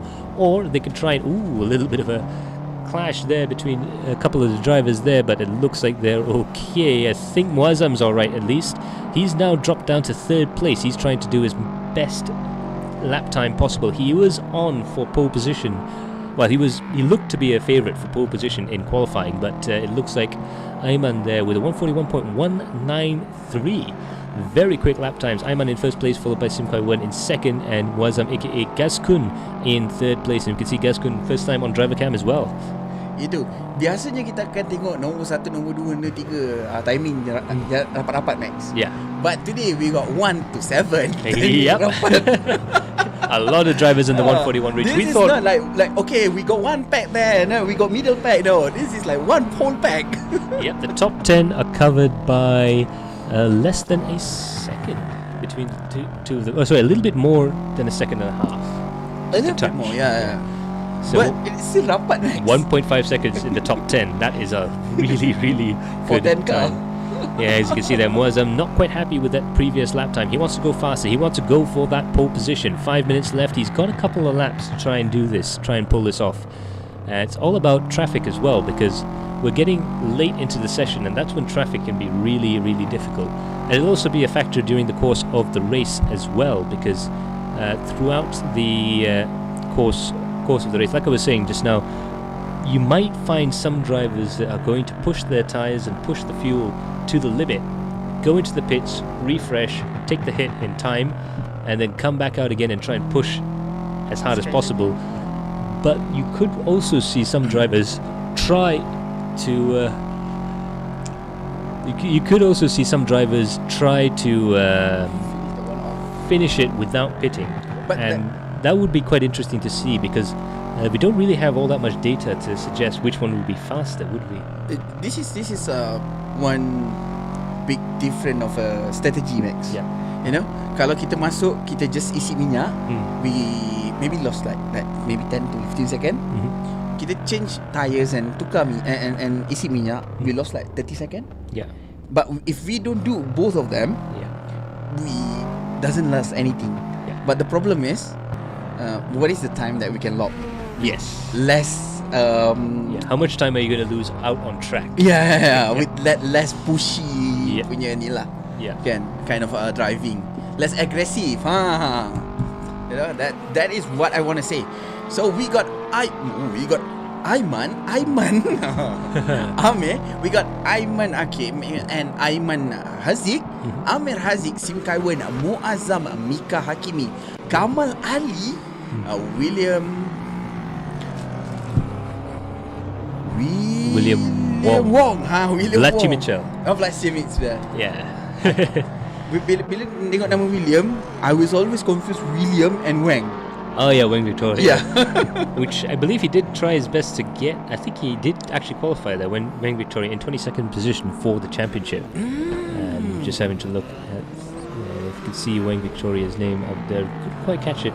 So far, 23 drivers have qualified for this race, and we have Danish Nita there down in with a 146, but still very, very close there. We have a very close midfield, very close front of the pack, and quite a close back half of the field as well. So we're going to have 2 or 3 groups of racing, I think, going through here. But Muazzam there still trying as hard as Gascoigne, giving it the gas, coming out of the corner there.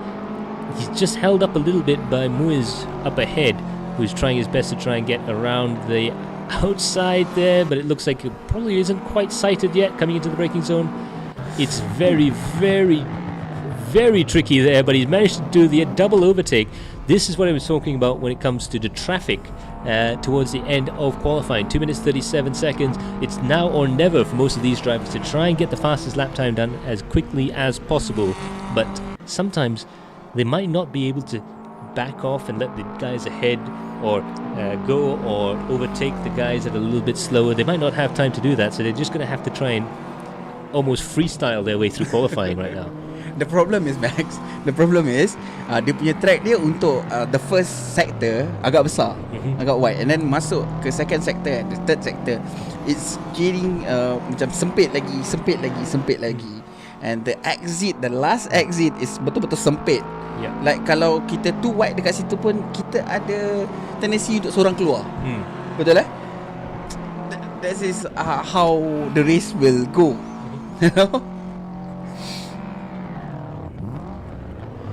So, Omar cakap, Max, lap 1 prediction can ask people. Kita punya viewer kan, mungkin diorang ada idea on how the lap 1 will go. So let us know in the comment there and see what do you think is going to happen at lap 1. It's this track has always had very, very entertaining lap one moments there throughout the times we've used it. But now with 1 minute 17 seconds left, everyone will be on the final lap of qualifying. Ayman Hakim still in first position, Ayman Hazik in second, Amir in third, Sim in fourth, Muazzam in fifth, Mika Hakimi down in sixth position. We thought he would be a lot quicker, but it seems like this might not be... he's either not pushing hard and perhaps sandbagging a little bit, or this just goes to show how quick the 5 cars ahead of him are. Basically, it's really quick. I mean, I'll tell you something for free. 141.5 is still incredibly quick. That was really quick, actually. Yeah, but Ayman Hakim's 141.173. That's a really good car. That is basically low 1.1. 1 Yeah. for 1. The low 1 for 1 is basically incredibly... This could be one of the fastest races we've seen. Definitely the most amount of I was distance covered. expecting more like 147 for this track. No? We wouldn't get on the grid with 147, I don't think. Yeah. Or 148 anyways. Harris there, 23rd position, 147.087. And now we're seeing the drivers begin to come into the pits. They finished their lap times right now. The timer has hit 0. The checkered flag is out.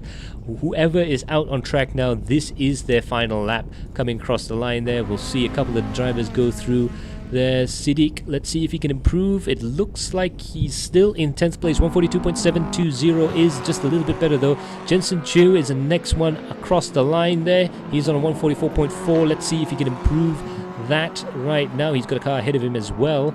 I believe that's Muiz there up ahead, pushing very hard around these S's here. Very, very tricky stuff indeed coming up towards the final corner. Let's see. Ooh, it looks like he thinks he's not going to be able to do it, so he's going to cut his lap short and open up the track to everyone around it. Ayman Hakim is now in the pits, so he's locked in at 141.173, but Ayman Hazik is still out on track there. Let's see if Ayman can steal pole position from Hakim there. He's gone a little bit wide. Oh no.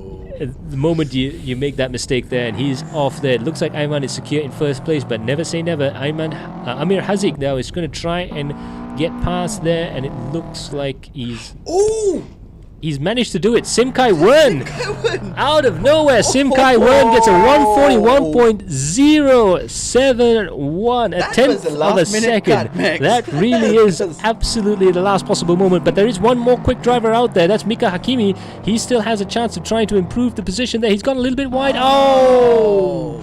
That final corner is so difficult to try and pull off there. But Sim Kai Wen has managed to get into pole position right at the last possible moment there. Ayman Hakim in second, Ayman has it in third, Muazzam in fourth, Amir in fifth, Mika in sixth, and Kama Ali, as you see there, driving around in 7th position. What a qualifying session there. What a last 10 seconds.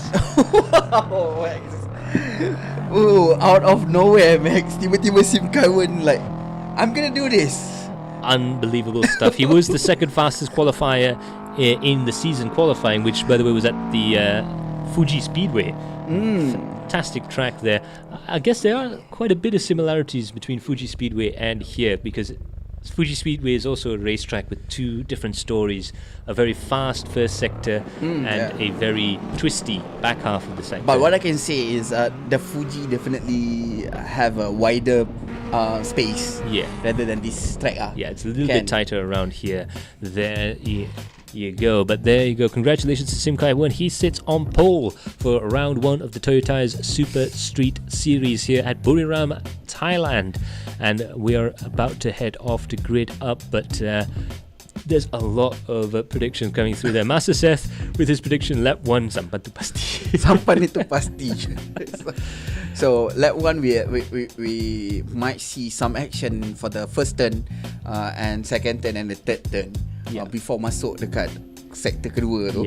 So that's going to be, you know, full of action. Absolutely. Kita akan tengok siapa yang nak back off, siapa yang nak tekan. But it's definitely going to be very, very exciting indeed. It's a good thing that there's a lot of tarmac runoff areas. I think a lot of the drivers might be wise, shall we say, to use up a little bit of extra space there. Why not? Just to make sure that they get through. there. So yeah, there you go. Toyo Tyre Super Street Series brought to you in conjunction with Adrenaline Impact, Vertex Esports, and with our media partners Galeri Kereta and DSF. We are glad to have you guys on board for round 1 here at Chang International Circuit. And for those of you who just missed it, Sim Kai Wen is on pole position right now with a last second overtime absolute last possible moment pole position. That is the last chance. Absolutely. Last chance.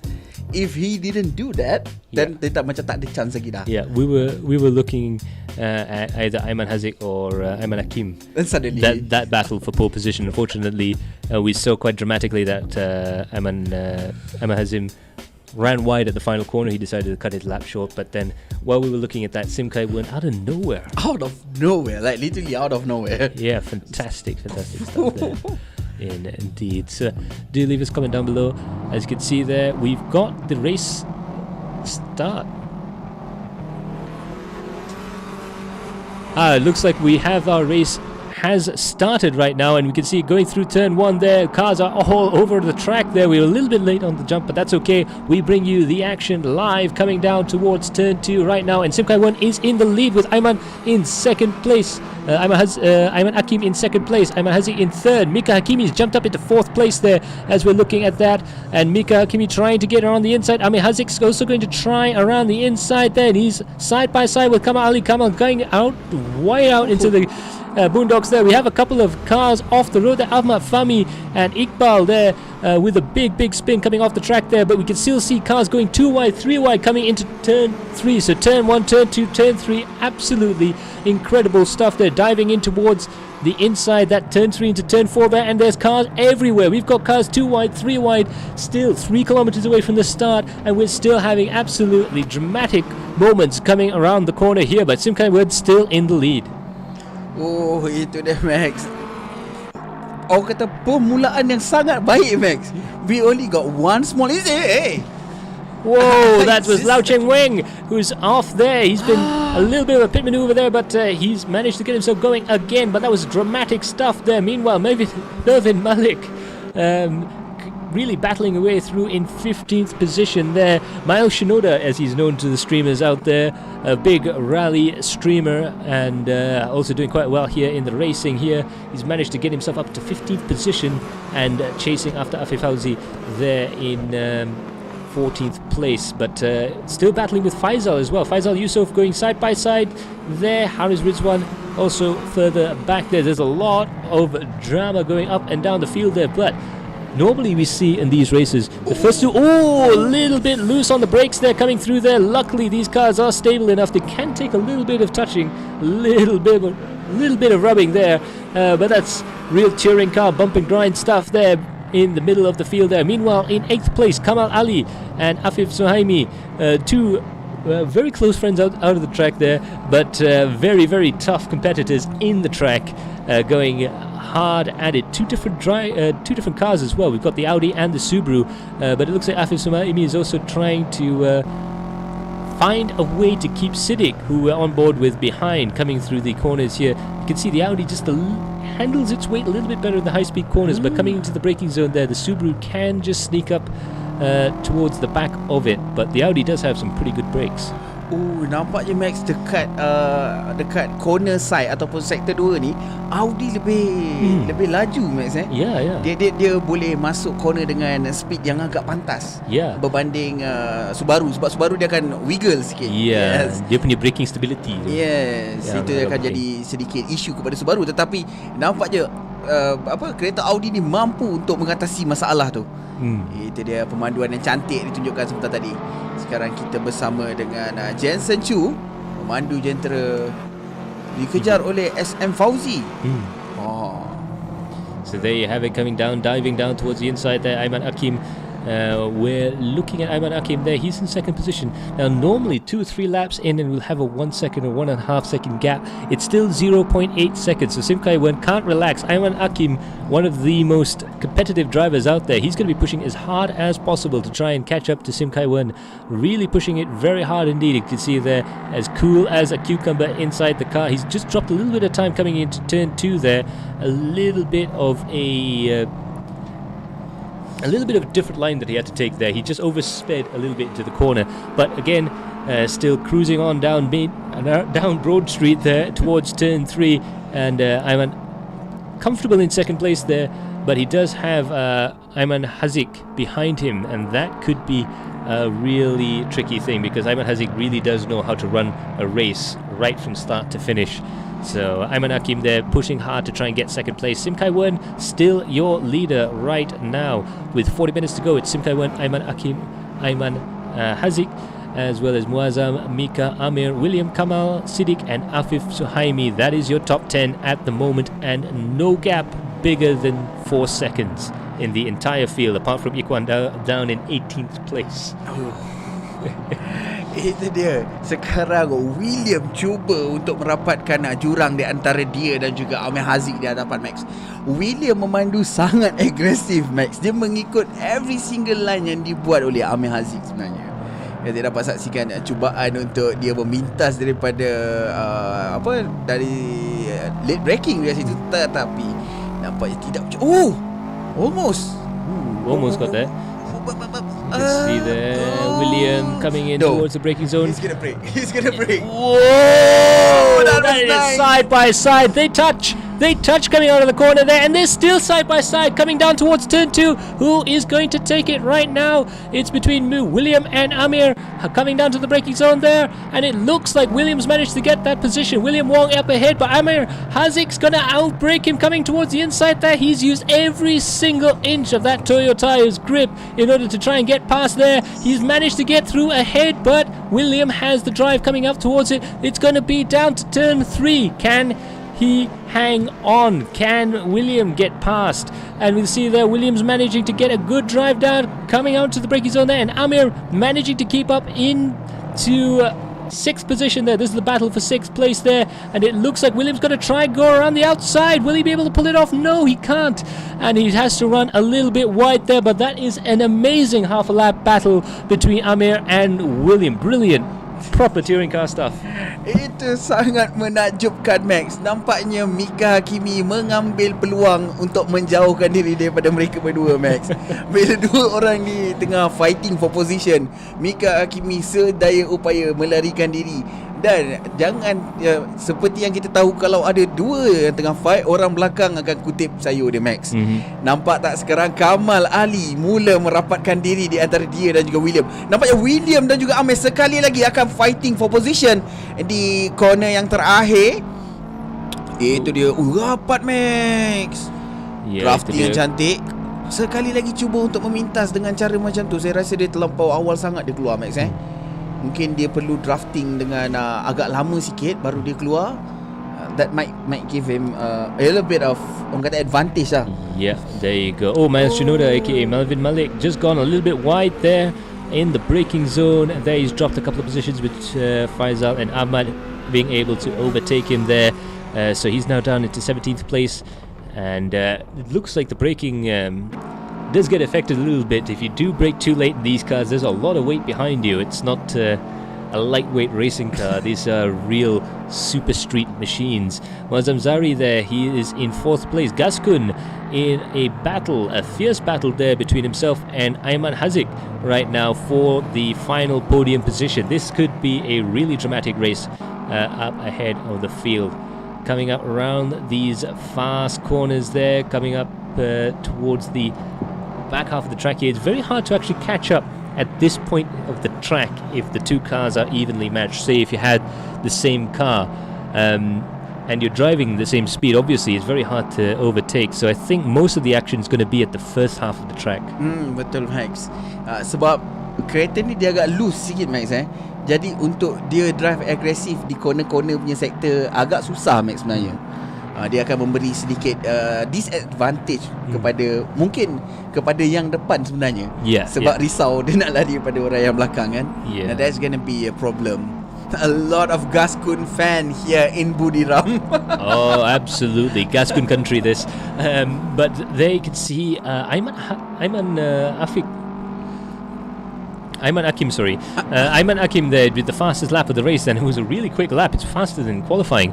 But coming down towards the braking zone here, let's see if Muazzam Gascon can take it. He's hard on the brakes there, diving towards the inside there, and it looks like Ayman's able to try and overtake. Oh! But there is the switchback, the MotoGP style switchback, and he tries to close the door there. A little bit of contact, and Muazzam is really fighting hard right now. He's managed to get himself up into third place, but Ayman Hazik is right behind him in fourth, and he wouldn't be too happy with being overtaken there. Coming up towards this first corner here, they're going to go side by side. No, it looks like Ayman decided that the discretion is the better part of valor going through there, and it looks like Muazzam, at least for this lap, has third place. What a move. Oh, that was a brilliant move, Max. Satu pergerakan yang sangat berani, Max. Dia macam move MotoGP.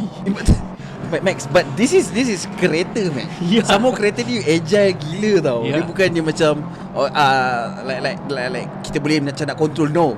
This is an agile car, and he managed to pull that kind of move. That is really good.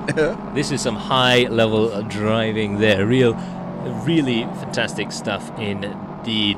According to Omar Aziz, our pit lane reporter, he's got the stopwatch out there. Mika, he reckons, is ready to pounce any time now. Let's have a look down there. Look at the driver cam right now. Ayman Hazik there is up ahead, and he's dropped one position. Will he drop another position? Mika is very good with this racecraft, and he's been trained for quite some time through his association with Toyota Gazoo and with Toyo Tyres.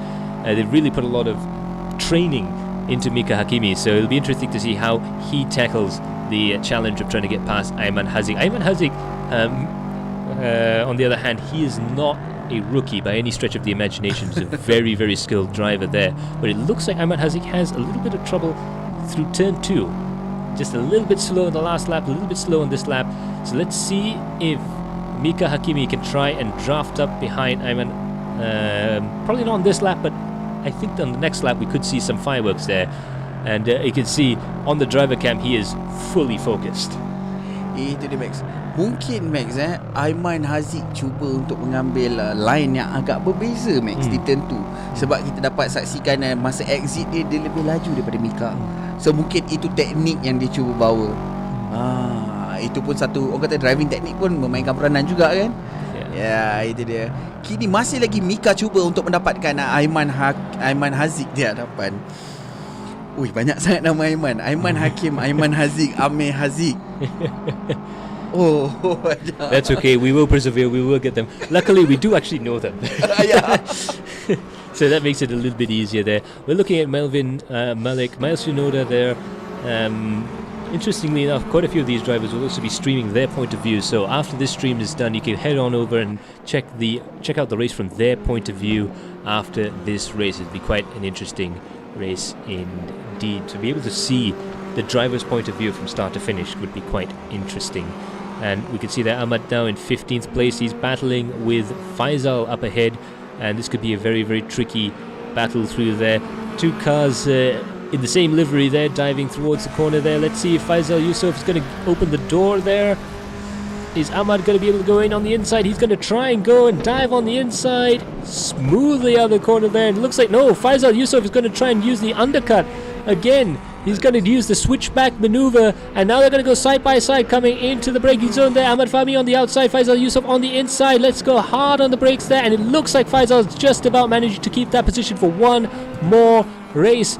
One more lap there, but it looks like he had to tighten up his line a little bit too much coming on the outside of turn 2, coming towards the braking zone there. They're going to go side by side yet again, diving down into turn 2 there, hard on the brakes, and it looks like Faisal Yusuf's going to drop down a position. That is Ahmad Fahmi behind him. A little bit of contact. Was there a bit of contact there? It looks like Ahmad Fahmi got away with it at least, and in fact there was a little bit more of a gap there. I think Faisal Yusuf perhaps backed off just a little bit in order to avoid a big accident there, but that was some fantastic wheel-to-wheel racing. That was really nice, Max. Itu satu pertunjukan yang sangat menakjubkan dan ditunjukkan sebentar tadi. Dia penuh dengan aksi yang mendebarkan sebenarnya, Max. Kita tak tahu apa yang sebenarnya dia nak buat ni. We can see the line, tapi kita tak boleh nak predict pun apa yang dia nak buat. You know? That's how it is. And that is what happened in races. Yep. Unbelievable stuff. Meanwhile, Aiman Hakim is up there in second position with Sim Kai Wen in first place. The only difference is the last time we talked about it was almost a second's gap. Now it's 0.4 seconds. We might be looking for a change in the lead right now. Sim Kai Wen coming up towards turn 2 there. Aiman actually losing a little bit of time at the end of the straight here, but he gains it right back again, coming up towards the apex there. You could see Aiman has actually found some secret with the braking of this Subaru. He's managed to really close that gap up again, and I think he's going to really close up through the back half of the track because he's really quick through there, through sectors 2 and 3. Very, very quick through there. You can see he's actually able to keep up with Sim Kai Wen going through that tricky turn 3 into turn 4, hard on the brakes there, really closing up the gap there. Muazzam is also behind there, so it could be a 1-2-3 battle for first place. This is going to be hotting up right the way through the race there. I think we're going to have not an adrenaline impact midfield battle, but an adrenaline impact front of the field battle. This is the best. Absolutely. So kita ada fighting for position di tempat pertama, tempat kedua dan juga tempat ketiga di antara Sim Kai Wen, Aiman Hakim dan juga Muazzam. Tiga driver yang memandu jentera yang sama, Max, dengan teknik pemanduan yang agak sama sebenarnya kalau diikutkan. Muazzam cuba untuk mengambil line yang sama yang diambil oleh Aiman Hakim supaya dia mampu untuk follow dia punya pace, Max. Jadi kita dapat tengok dia punya keadaan tu, dan Aiman Hakim memandu secara orang kata agak agresif sebenarnya, Max. Dia punya teknik pemanduan dia on the brake itself kan, memang nampak dia punya beza dia lah. Mungkin dia akan mengganggu prestasi bila dia dah like at the end of the race. That might happen. Dia boleh kirakan dia ada that Max Verstappen style of braking. Absolutely on the limit, all the way to the apex. I don't care. The car will stop. The car will stop. But to be fair with Aiman, he has a very aggressive braking technique, but he can modulate it. As the tyres wear out, he has learnt over the years to try and control that kawan nafsu lagi. Yeah, you don't want to lock up the brakes too hard coming down towards there. Meanwhile, this battle between William and Amir, Amir Haziq and William Wong still battling it out there for 6th position. This is going to be a race-long battle there. Amir Haziq there coming through turn 3. Let's see if William can do anything coming towards the braking zone here. Hard on the brakes. Just throws the car in towards the apex there. He has to actually correct the slide a little bit before he recommits to the corner there. That's how fast he's carrying the speed into the corner. He wants to maximize the entry. Amir Haziq is struggling to try and maximize the exit. He's gone very wide through there. This could be an overtaking maneuver here coming down towards the braking zone. They're going to touch, and just about managing to hold on to their racing lines there, but they're still almost side by side going through the corners there, up through the S's. This is really nip and tuck stuff between William and William and Amir Haziq there. Coming up towards the final corner here. This could be a place to try and break. Amir defends, throws the car up the inside to try and defend. Williams tries to stay on the outside. He's going to try and maximize the exit. Will we see a switchover style overtaking maneuver? Not quite close enough, but Amir and William, they're still stuck together there. Kamal Ali is right behind him. If these two drivers are going to have any issues getting past each other, Kamal Ali, we know, is going to try his best to jump up on top of them. Kamal Ali menunggu peluang, Max. Menunggu peluang untuk melakukan invasive driving technique dia. Macam, okay, kau bagi aku peluang, aku akan masuk. That is what happened right now. They're side by side there. Williams going to try and go around the outside. Oh, so close. But they're still side by side. Williams managed to get a good drive coming out the corner there. Side by side between William and Amir. And it looks like William Wong's managed to get it on the drive out of turn 2, coming down towards turn 3 and turn 4 there. Let's see if he can defend his position. Can he maintain his position going through this fast left-hander coming into the braking zone there? And it looks like William Wong has managed to secure 6th place for now. But it looks like Amir Haziq's going to try and tuck in on the inside. He gets a little bit too tight on the inside there and gets it a little bit loose, and now Amir Haziq has to battle with Kamal Ali as well as the car up ahead. So this two-way race is now turned into a three-way race. This adrenaline impact midfield battle, it just goes to show There's only 3 cars involved in this midfield battle, but it's just as exciting as ever. Coming around this final corner there, this has been going on for 2 or 3 laps, and I think it's going to go on for 20 or 30 more laps. Oh, siapa kereta tadi tu? Okay. Tapi Max, ini 3 kereta tak nak mengalah punya Max. Yeah. I will push my limits.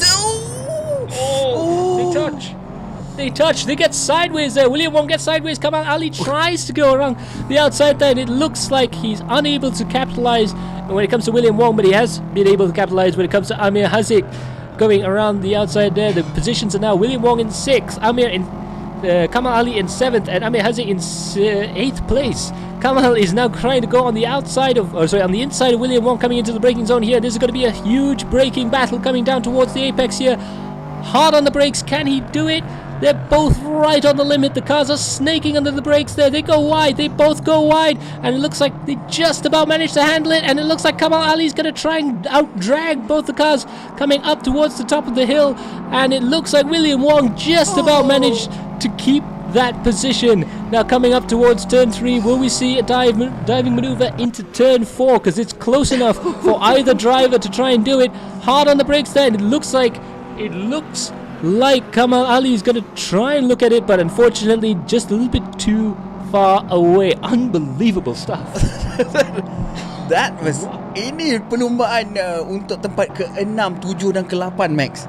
And it has been like this for tak tahu berapa lap. Yeah. I know maybe more than I think more than 4 laps dah macam ni, and they are still fighting. What is actually happening? Amir Haziq is now into 6th place. William Wong is into 7th place, and Kamal Ali's dropped down into 8th place. These cars are changing position so fast, it's unbelievable. And it looks like Kamal's he's going to go into the pits. So I think he's burning up his tires so much, he thinks he can't make it anymore. He's going to dive into the pits and try and change his tires out. Meanwhile, William Wong is in 7th place. They're still battling. Amir and William still battling since the start of the race. Meanwhile, Ayman Akim, the race leader, has dropped positions. We're not sure whether he left the road or if he had to go to the pits there. We'll try and get an answer as soon as we can, but he's dropped down to 5th place. I mean, we're not too sure what's happened there, but in a rather dramatic turn of results there, Sim Kai-wen is now up into 1st place, but the battle has now been rejoined by I believe that's Muazzam Zari has gone off the track there, it looks like, and Ayman's managed to get himself up into 4th position. So Ayman Hakim now on the fight back to try and fight through the field there. Meanwhile, Amir Haziq and William Wong are still side by side. They've caught a car ahead of them. I think Muazzam, aka Gaskun, if he's not careful, he's going to be a part of this as well. And he's locked up. He's locked up. He's going to go wide there. He's trying to keep the car ahead, and it looks like we have a 4-way battle for 5th. Unbelievable. Itu dia. Nampaknya Max betul yang kita kata Max. Tyre dia tak tahan. Tyre dia tak tahan Max. We can see a lot of mistake yang sama dibuat setelah beberapa ketika. Sekarang kita dah setengah perlumbaan Max. Jadi kita dapat tengok beberapa kesilapan yang macam lebih kurang je. Sebab dia punya tayar tu dah mula haus dalam keadaan yang sangat panas sekali lagi. Itu dia scenic. You can see that. That was a William Wong deciding to go into the pits, or his brakes deciding to go into the pits for him. So he's going to have to go into the pits right now. I think the Subarus have a Achilles heel. They have to pit, it looks like. By hook or by crook, they've got to go into the pits. They've got to go and get tire change, it looks like. These cars are locking up. They're making more mistakes. They're sliding around a lot more, and you can see under brakes that they're starting to struggle just a little bit. Afif Suhaimi in the Audi is also in the pits as well, and William Wong gets out there. Let's see if William can get past Afif in the pits. It looks like that's not going to be the case. William Wong is going to come out in 11th position, I think. As soon as Muiz Hakimi, aka Muki, gets himself up, he's managed to get himself up into 11th position there. Itu dia. Nampaknya dah ada ramai yang masuk ke pit Max memilih untuk masuk pit. Sebab apa? Sebab macam kita kata tadi, tayar dia dah tak cukup bunga guys. Jadi ini adalah satu masalah bila kita berlumba di track yang panas yang Max kata tadi, track ni sangat panas. The crowd are loving the battles, betul guys. Absolutely. The comment there from Ross Cass, what a fight. We cannot agree with you more on that. Absolutely fantastic racing all throughout the field right now. But Sim Kai-Wen has managed to hang on to first place as well as you can in this race. Now the key thing is, will he be able to stay out for long enough? Will there be a fuel shortage? Will there be tyres? He's pushed quite hard to try and get that car up into first place. And of course we have Mika and Ayman battling there in second and third place. So Mika Hakimi is in third position right now. He's managed to get past Ayman Hakim. Now it's Ayman Hazik's turn to feel the heat from Mika Hakimi. Now this, like I said, in races, Mika Hakimi is very, very fast indeed. He might not be able to pull it off in qualifying, but he has been able to pull it off in the race here, and he's now up into third position. Meanwhile, William Wong has got himself in a battle with Afif Suhaimi, aka Taichi Yagami. He goes and throws the block on the inside. They're going to go side by side, coming down towards the corner there. Afif is going to try his hardest to slow down. Oh, they touch coming around the outside there, and it looks like Afif Suhaimi is just about able to keep William Wong behind him, but coming down towards the next braking zone. What's going to happen next? It looks like Afif's managed to get himself just enough of a gap there. Meanwhile, Amir Hazik is now battling with Siddiq right now in the two identically painted Subarus, and it looks like the battle for sixth place has just been unbelievable. No, the battle from 5 to 10 places is actually macam never stop. Yeah, and it looks like William Wong, just off camera, has actually managed to overtake Afif Suhaimi, but Afif's going to dive in on the inside and just unable to get alongside him. You can see there William Wong has got the acceleration coming out of the corner there, at least in the first couple of gears. But if you watch coming into the braking zones here, the Audi is just majestic through this corner. He could really catch up and sort of neutralize that acceleration advantage. Coming into the hard braking zone here, around the corner, onto the ripple strips, get very, very difficult coming up towards these S's there.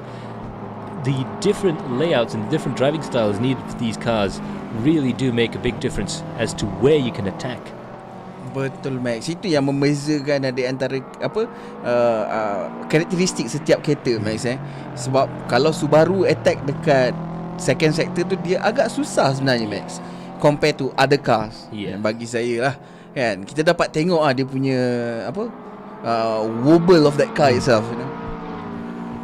So there you go. It looks like hard one braking zone there for Afif Suhaimi. It looks like the race has started to finally just get into a rhythm with 18 minutes to go in this 45-minute race. We're usually only just about relaxing after 5 or 10 minutes. This has been 18 minutes so far, but absolutely spectacular stuff indeed.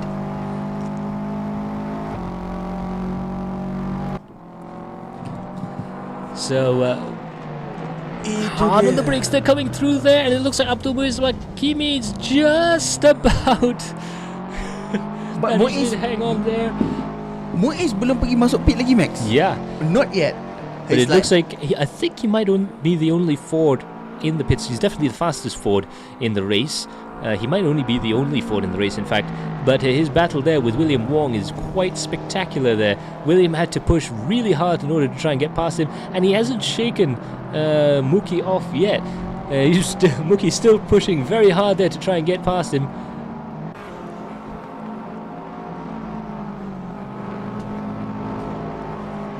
And it's unbelievable stuff. Macam kita cakap tadi Max, dalam banyak-banyak orang, banyak-banyak contender, banyak-banyak orang yang masuk participant, ini adalah 25 yang terpantas Max. And Muiz is one of the fastest with Ford. Yeah, absolutely. Definite Ford flying the flag for Ford. I'll try that again. I'll try and put my teeth in.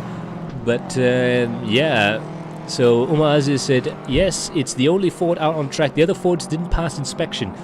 Ouch. I believe they probably weren't using the correct tires. Of course, the Toyo TR1. Itu dia. Kini Kamal Ali cuba untuk menaikkan semula posisi dia, Max.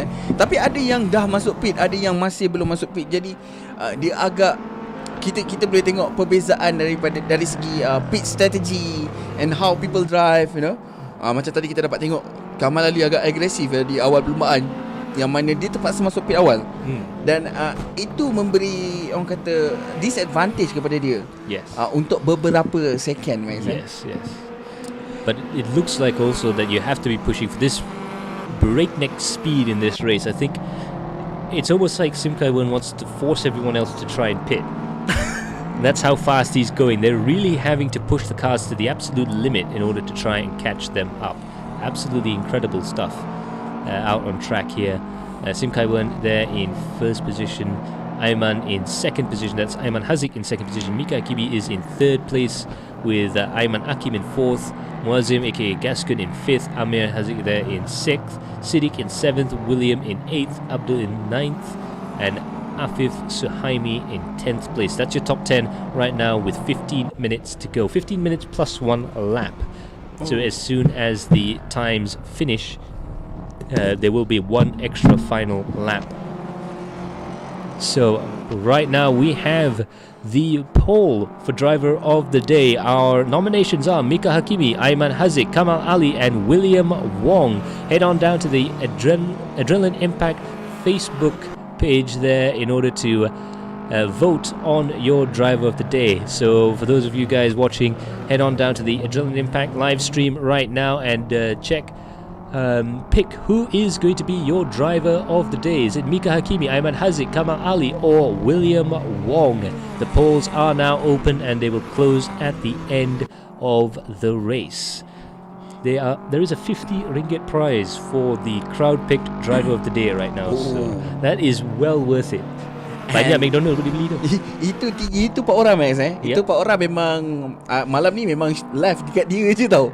Fighting for forever tau. Dia turun naik and that is the hype of the show today. Absolutely. I mean, personally, I think William's abilities to just put his car everywhere but the racing line has been unbelievable. Meanwhile, another driver who's being a bit loose with the definition of racing line right now, Abdul Muiz Hakimi, battling hard there with Siddiq. It looks like Siddiq's managed to get past him now, and so now the battle is on for Muki, as he's known in the community, to try and push hard and get close back up with Siddiq right now. And they've both caught up with Afif Suhaimi now, so it's, I think, going to end up being a 3-way battle between 3 different classes of cars. Is it going to be Muki in the Ford Focus? Is it going to be Siddiq in the Subaru Impreza? Is it going to be Afif Suhaimi, aka Taichi Yagami, there in the Audi, coming down towards the braking zone there? It looks like Siddiq is going to go in for the dive into the inside there. Looks like not quite close enough to do it, but he is definitely close enough to start thinking about it. I think within this lap we might see some pretty dramatic driving there from the Subaru driver. Just poking out just a little bit, just to make sure that Afif knows that he's there. Now coming down towards this back straight here, a long drag down towards turn 2. He should be able to pick up quite a good slipstream coming down towards the braking zone here.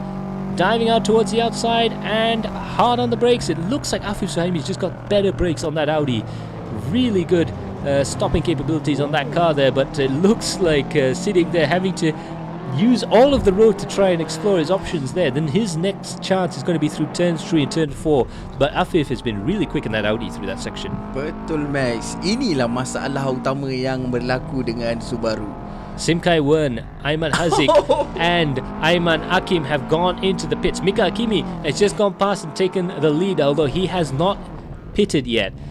So I think this is going to be a one-stop race, and it looks like Mika is up into first position. The question is, will he be able to hang on to it? Muazzam aka Gascon is in second place. So it looks like all of them are starting to pit. Oh, Mika haven't pit yet. Wow. What if Mika haven't pushed the things since the early days now? Yeah, there could be a chance that he might actually be trying to make it. You know, dia start daripada tempat ke-6 or Yeah. something, and then he slowly naik sikit. He doesn't really push that tires, you know. Yeah, he might be looking after those TR1s just a little bit better than the rest of the guys out there on track, and that could be the difference. You can see that he's very focused. He might also be looking at the fuel consumption figures as well. Coming around the corner there, and with a 7.8 second gap to Gascon, aka Muazzam, in second place. Sim Kai Wen, incidentally, he's managed to get back out in third position. So, but he's of course 19 seconds behind. Now the question then becomes, how big a gap does Mika need in case he does have to go in for the pits? Oh, that's gonna be macam luar kotak punya persoalan, Max. Because sekarang kita tak tahu apa yang berlaku. Oh, he's going to go in. He is going to go in. Mika's overall pace, according to our pit lane reporter, Umar Aziz there, Mika's overall pace is a few tenths faster than Gascon, but he's now gone into the pits. He needs those tyres, he needs those fuel. Gascon's also gone into the pits as well. So this is the second round of pit stops there. We'll have a look at Sim Kai Wen. He's coming up towards the final corner there. Will he be able to grab back the lead of the race? He's coming through the corner there. That's a lapped car up ahead. And now he's going to try and dive up towards the start-finish straight there. He's managed to overtake them in the pits. So Mika's still stationary. Gascon's still stationary. Mika's just gotten going now. And it looks like Sim Kai Wen has just got the lead back. And that's going to be quite a big gap between Sim and Mika in first and second place there. 8.8 seconds. Mika Hakimi has got a lot of pushing to do now. Itu pun satu masalah juga, Max, sebab pit stop dia ni panjang tau. Exit dia macam sangat agak panjang sebenarnya. Dia straight road yang sangat agak panjang. Jadi kini Sim Kai Wen dan juga Aiman kini berada di posisi yang nombor 1, nombor 2. Aiman juga berada di posisi nombor 3 sekarang nampaknya. So yeah, we have the gang back together again now. Mika Hakimi and Ayman Hakim are now battling very hard indeed there. Ayman Hakim had to push very hard in order to get himself up into third position. Pushing very hard indeed. That's Mika in fourth place. He wouldn't be too happy with that. He's going to try every single thing in the book to try and get that position back if he wants any chance of winning the race. Ayman Hakim, however, he's also got desires of winning the race. He's going to dive in on the inside, and that is an incredible move there from Mika Hakimi, but he's gone wide. He's gone wide, and Ayman Hakim has gone ahead of him. Unbelievable stuff there going through those corners. And it looks like Ayman Hakim has managed to hang on to third position. So it's Sim Kai Wen from Ayman Haziq and Ayman Hakim, and Mika Hakimi is in fourth place, but they're so close together that any mistake from any one of these four drivers might change the complexion of the race quite dramatically, especially between Ayman Haziq, Ayman Hakim and Mika Hakimi. Sim Kai Wen, he has actually opened up that gap. He's now 11.6 seconds, and he's got the fastest lap of the race, 141.527. That is a qualifying spec lap. It looks like Sim Kai Wen has put his foot down. He's got the fresh rubber, he's got the fresh fuel. He is pushing as hard as he possibly can in order to try and pull that gap. He's a full half a second faster than Ayman Haziq, and he's a full second faster than Ayman Hakim right now in second and third place. So Sim Kai Wen is a man on a mission. If he could pull off a few really fast laps, he might be in with a chance of victory. Knock on wood. Itu dia. Masa yang untuk perlumbaan kali ini tinggal 8 minit saja, Max. Kita ada lebih kurang roughly dalam 4 lap lebih sikit. 4 lap lebih sikit sebab dia ada plus 1 lap, Max. Jadi kita ada dalam 4 lap lebih sikit macam tu. And at this point of time, kita dalam situasi-situasi yang sangat-sangat getir, sebab di antara Mika Hakimi dengan Ayman Hakim, siapakah yang akan mendapat tempat yang ketiga untuk race kali ini? Sebab gap di antara Ayman dan juga Ayman dan juga Sim Kai Wen agak jauh. Jadi possibilities untuk dia potong tu agak jauh jugalah. Semakin lama semakin kurang. Sebab kita ada 4 lap je, Max. Jadi it doesn't make sense lah. Okay. But antara di antara Ayman dan juga Mika Hakimi, dia masih ada chance. Mika Hakimi masih ada chance untuk fighting for that podium. As well, we're looking at the Battle of the Evos right now. Ahmad and Jensen, there is Jensen Chu up ahead, and Ahmad's on the inside, and Jensen's gone wide, and it looks like Ahmad's managed to get himself up into 12th position there. So that is Ahmad Fahmi, aka Xmi, who's managed to get himself up into 12th position, but it's not over yet. It looks like Jensen's got the drive coming up towards turn 3. Hard on the brakes for both of them. They just about miss each other. Diving down towards the inside. It looks like Ahmad Fahmi is going to really have to push hard there. Jensen Chu's going to dive in on the inside. Claims the apex. But it looks like Fahmi's driven the car wide there deliberately to try and keep the speed up. And Ahmad Fahmi managing to get himself up into 12th position. They're fighting just as hard as if they were fighting for the championship. That's how high the caliber of racing here is. Absolutely spectacular driving. Max, that was one nice performance, Max. Oh yeah. Dia punya driving technique yang sangat jangan G2 sangat solid, Max. Yeah. Sangat solid driving performance yang ditunjukkan oleh Jensen Chu dan juga Ahmad Fahmi sebentar tadi. Nak kata switch hero tak juga, tapi dia punya orang kata apa, aura yang berbeza, Max. Yeah, as you can see, they're still fighting. Again. That's Jensen Chu still with Ahmad Fahmi there. I do apologize there. Ahmad Fahmi there in 12th position, Jensen Chu in 13th at the moment, but they're still very close to each other there. 5 minutes to go in the race, and it looks like it's all to play for right the way through the field. Meanwhile, it looks like Mika and Ayman aren't getting any closer to each other over the last couple of laps there. Mika Hakimi is now in 4th position, but it looks like Ayman Hakim has the grip to try and hold Mika Hakimi off. Coming up towards the braking zone up ahead here, it's going to be very, very tricky indeed.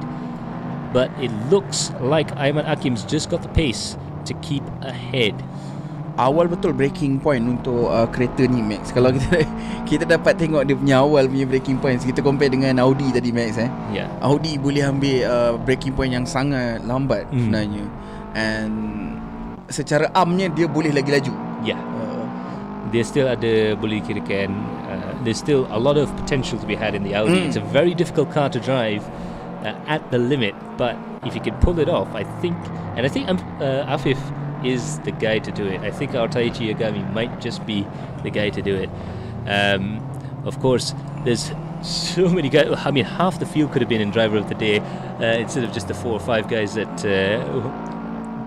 we can nominate for you guys there. But definitely do keep voting for the driver of the day. And the lucky driver with the most votes is going to take home 50 ringgit. And a well-deserved 50 ringgit, I think, for all 4 of those drivers. You see, macam yang kita kata tadi, Max, dalam ramai-ramai itu, ini adalah orang-orang yang terlaju, dengan kereta yang laju untuk mereka bawa. Yes. Kini Mika Hakimi masih lagi mencuba, Max. Adakah pada pendapat Max, adakah dia mampu untuk mengejar Ayman Hakim? Nampaknya dia dah semakin agresif, Max.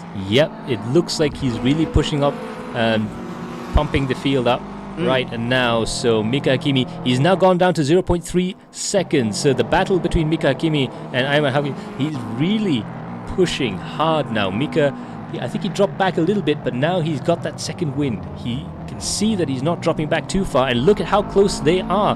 0.3 seconds, 0.3 of a second is well within the battle zone, if you will, well within the danger zone when it comes to the chance of overtaking there. He's going to go through turn 1 there. The car really flying off the curbs there, and you can see that Mika is pushing as hard as possible. He couldn't quite keep the lead of the race. He would surely want to get 3rd position. Right now, SM Fauzi and Ahmad Fahmi right now are in a really interesting battle there. Jensen Chu has managed to pull away just a little bit there. Meanwhile, Kamal Ali is going to go for that real deep dive into the final corner there, battling with Muki there, really pushing hard, and looks like Muki has gone down into 11th position right now. Kamal Ali managing to get himself up into the top 10, but that battle might not be over just yet, although it looks like having said that, Muki did go a little bit wide at turn 1. Itu dia, Max. Nampaknya Mika semakin lama semakin menjauh, Max.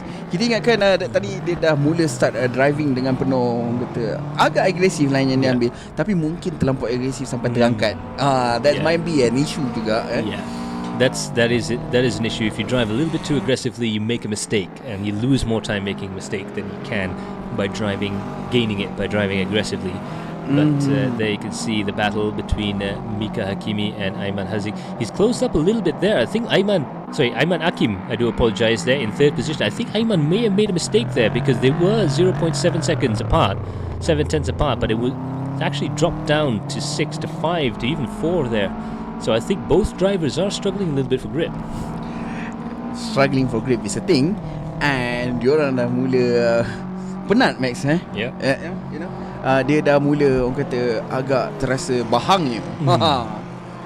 Kepanasan dah mula terasa sebab kita cuma tinggal 1 minit sahaja lagi, guys. Yeah. Itu dia, 1 minit lagi dalam perlombaan. 1 minit lebih kurang dalam 2 lap sahaja yang tinggal, guys, sebenarnya.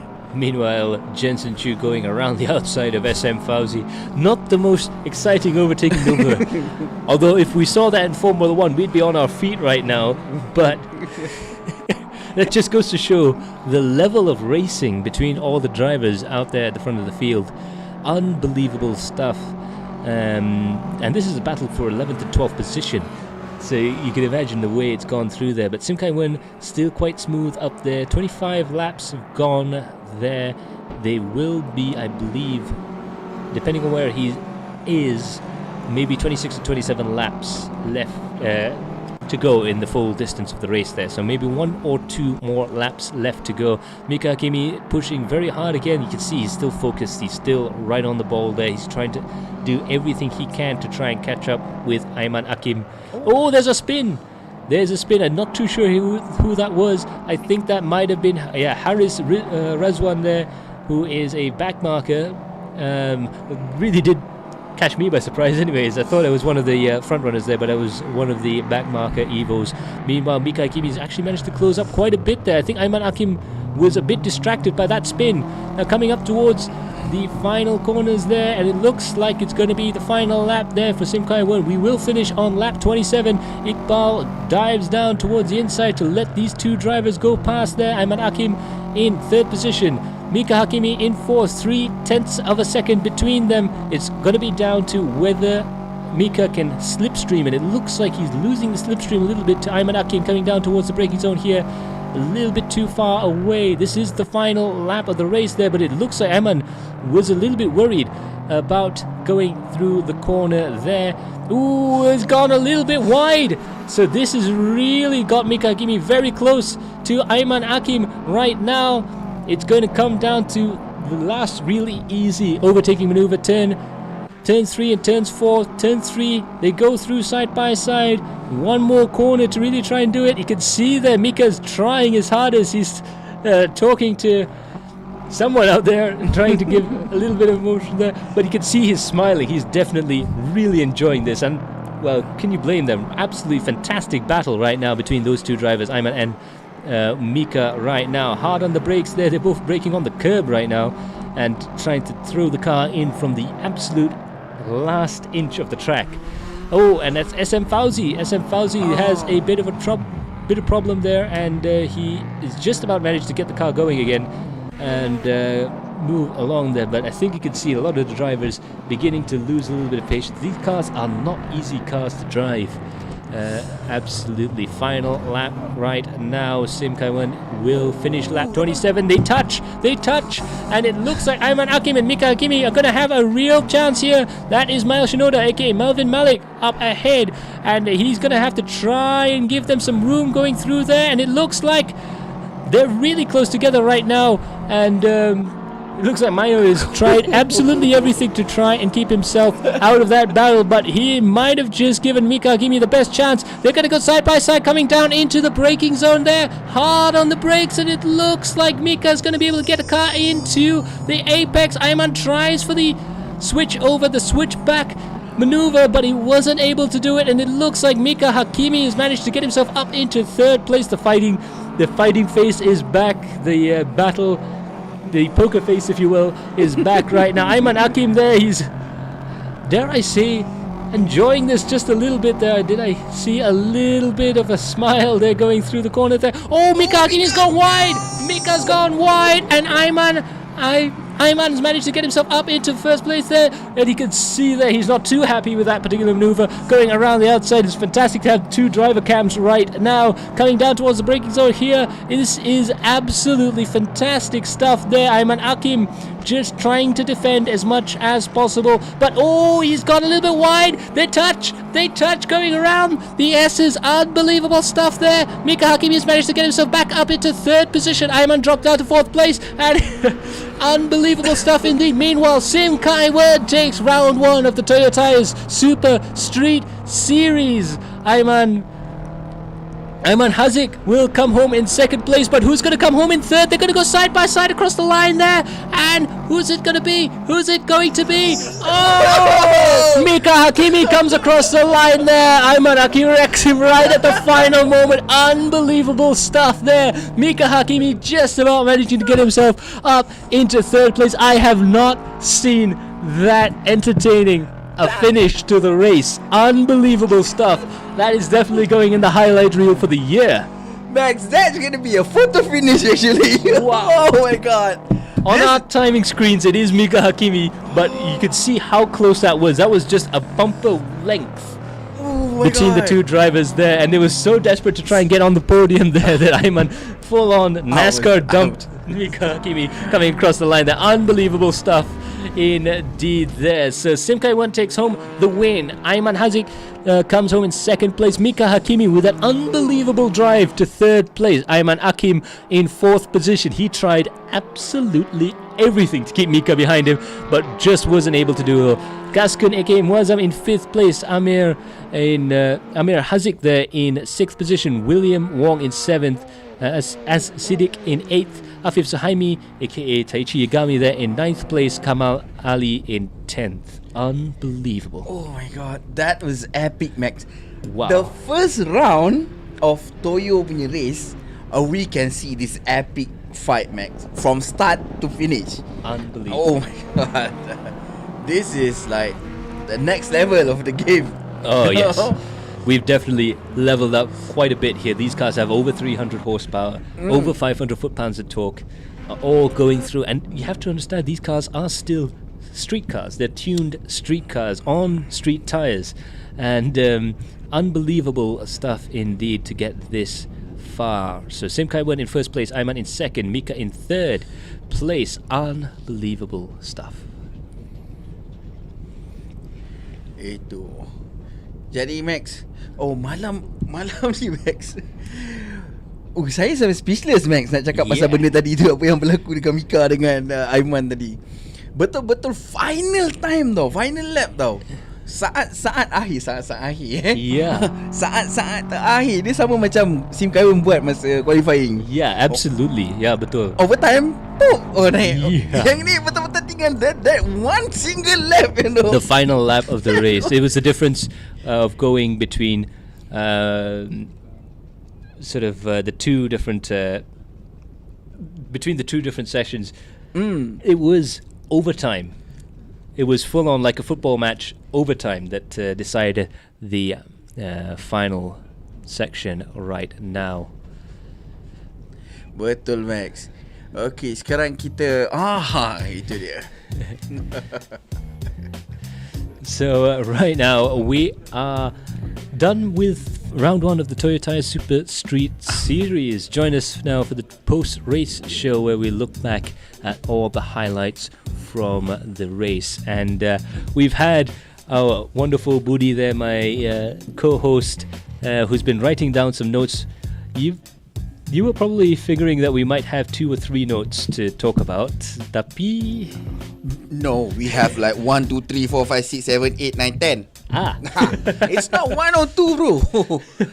That is quite a bit. Ini bukan cerita satu-satu, bro. Ini cerita yang memang banyak punya, bro.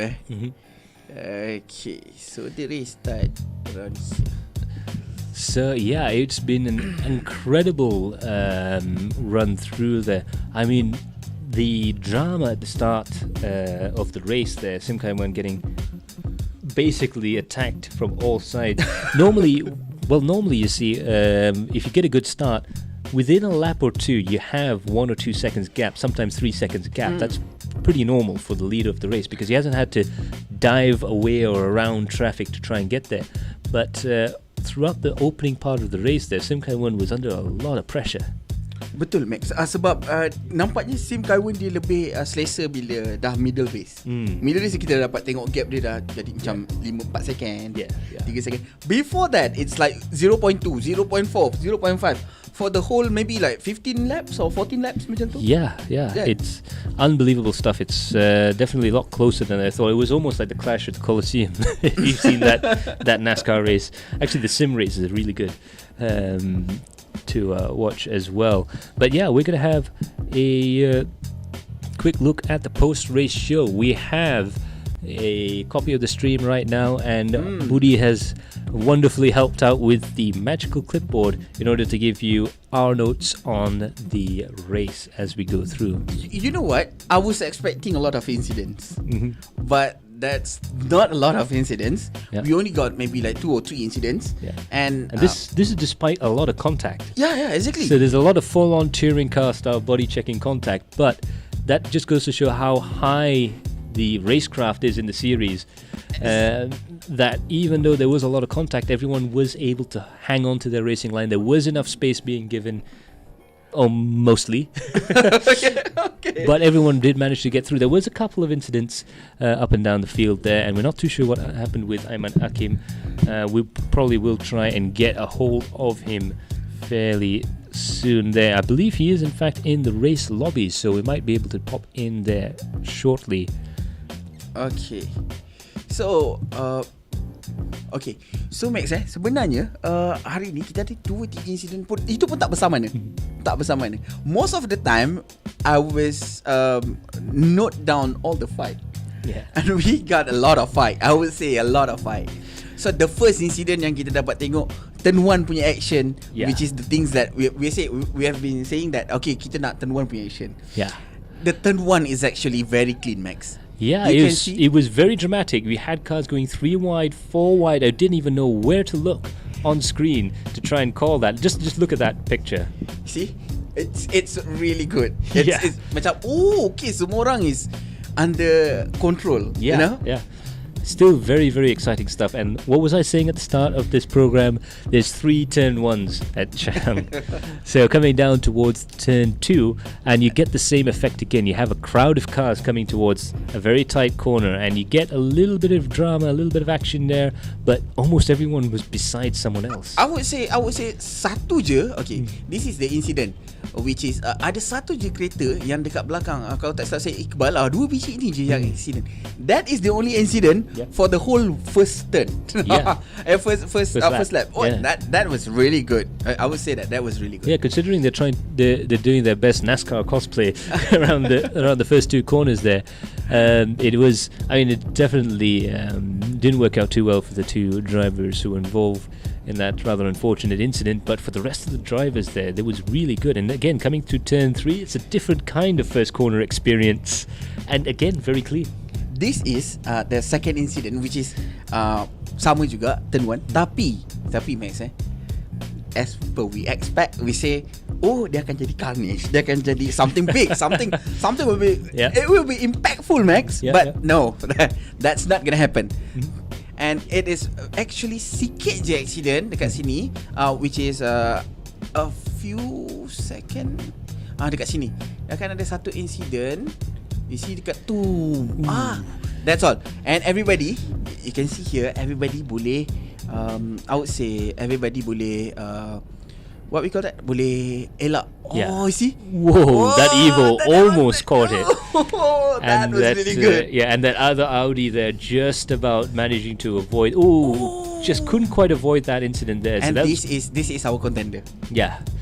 So that was quite a dramatic start to the race for him, I'm sure. But that's incredible stuff there. Most of the field managed to get through. There was a clip right at the end there. There was a touch right at the end there. But it looks like it was very, very lucky stuff indeed. Itu yang insiden yang kita boleh kata agak besar. Itu je 2, Max, yang ada. Itu je 2 yang ada insiden. And other than that, most of the things is like macam okay, so let me find a few more. Sementara tu mungkin kita boleh berbual dengan kita punya race driver yang ada dalam ni kan. So we're now currently in the race lobby on Discord which is the platform we use to communicate with all of the drivers there. And we have a few of the drivers up there. We have Aiman Haziq, Amir Hakim, Gaskun, Maya Shinoda, Mika Hakimi, Muiz, and Xiao Xiao, which is Sim Kai Wen, our race winner, is also in there. So we will be able to do our top 3 interview, yes. But it'll be interesting to hear what the other drivers have to say there. Okay. So we'll see if we can get one of the drivers there. Is Muiz online? Is Muki online? Yeah. So I think you were the only guy with the Ford through the race there. How was the race for you, especially the start? Because I think you were in the middle of everything.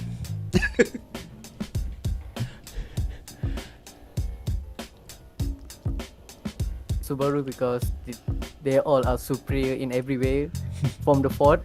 And I bet last couple of laps I could have get P10, but Kamali overtake me, so I can't really don't really have the luck or the pace, I guess. So that's all I can say. Yeah, but I mean, at least you managed to get through that first lap, Carnage, because we were really, really scared that there was something that was going to happen at the start of the race. It was unbelievable. Because everybody was actually going straight. Yeah. For the first few turns, everybody was actually like, okay, I want a full speed. Yeah. I'm going full speed, that's it. Yeah. But, well, incredibly, semua orang macam, okay, we have the spirit. Yeah. And everybody was like syncing together. Yeah, absolutely. So yeah, I mean, thanks so much for joining us, Muiz. Hopefully we'll be able to join you at the next round. Betul, Max. Okay, this is the overtake yang William buat. That was really a nice overtake with a lot of context. This is the start of the fight between William, siapa tadi? William dengan Kamal tak silap. Yeah, and Amir as well was involved with that for quite a few laps. A lot of laps, actually, most of the race. This is the third lap, Max. Yep. This is the third lap. Yep, and they were going until almost the end when they had to go into the pits. Yeah, I would say sampai masuk pit, which is maybe lap ke 17, 18 macam tu. Yeah. So, I mean, a 17-lap battle in anything is really hard to pull off, but you can see there, Amir Haziq, how hard are they braking to go through there and manage to make it work? The car's definitely right on the limit. It's planted on the nose, as I like to say. And it was like that between Amir and William. Yeah. So very, very spectacular battle all throughout the race. I would say like maybe setengah race diorang memang half the race. Yeah. You see, they are still going. This is the one that they've been fighting for the whole. I mean like half a lap, and keep on changing position. You know? And it is really fun to watch for these things. It's brilliant. It's absolutely.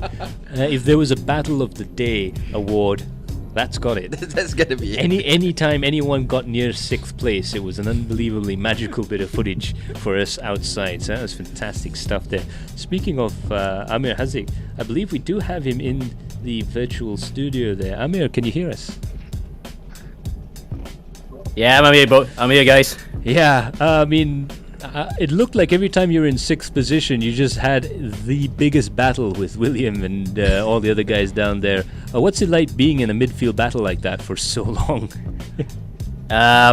Actually, rather annoying. I felt quite annoyed I couldn't get rid of them.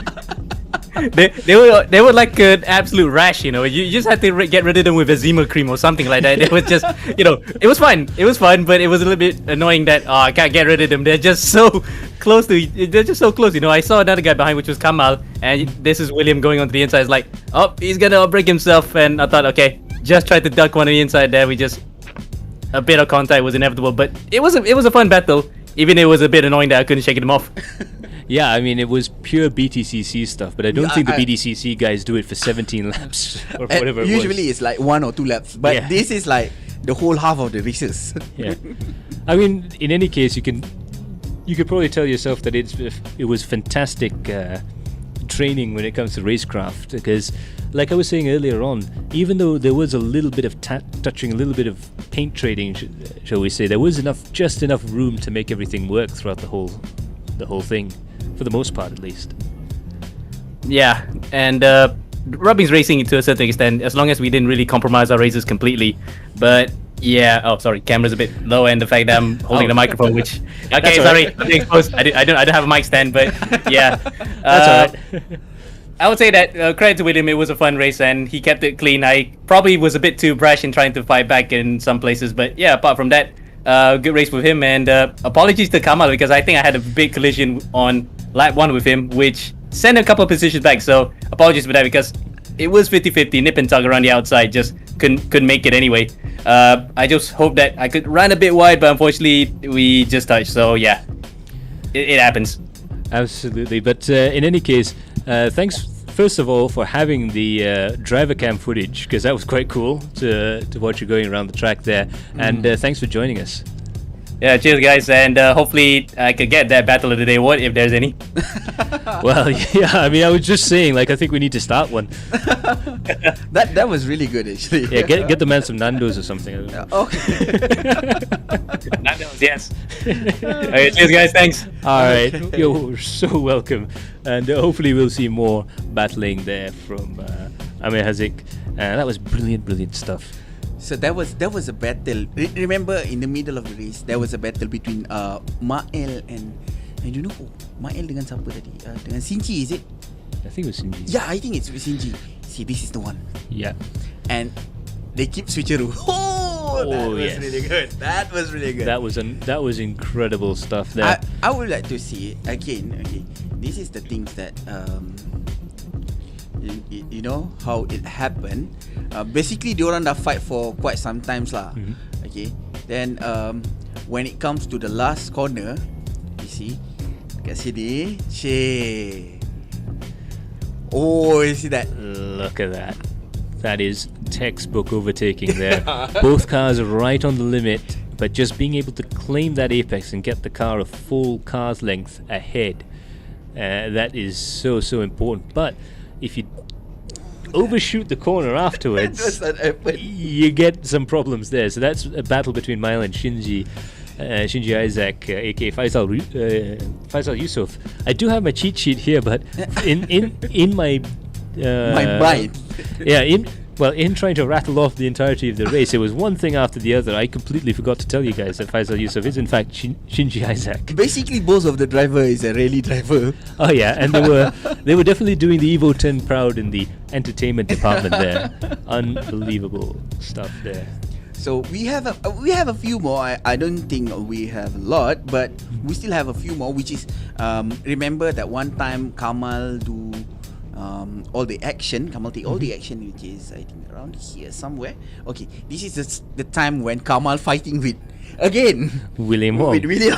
The person in 6th place is just doomed to be fighting. And behind him is actually Amir. Yeah.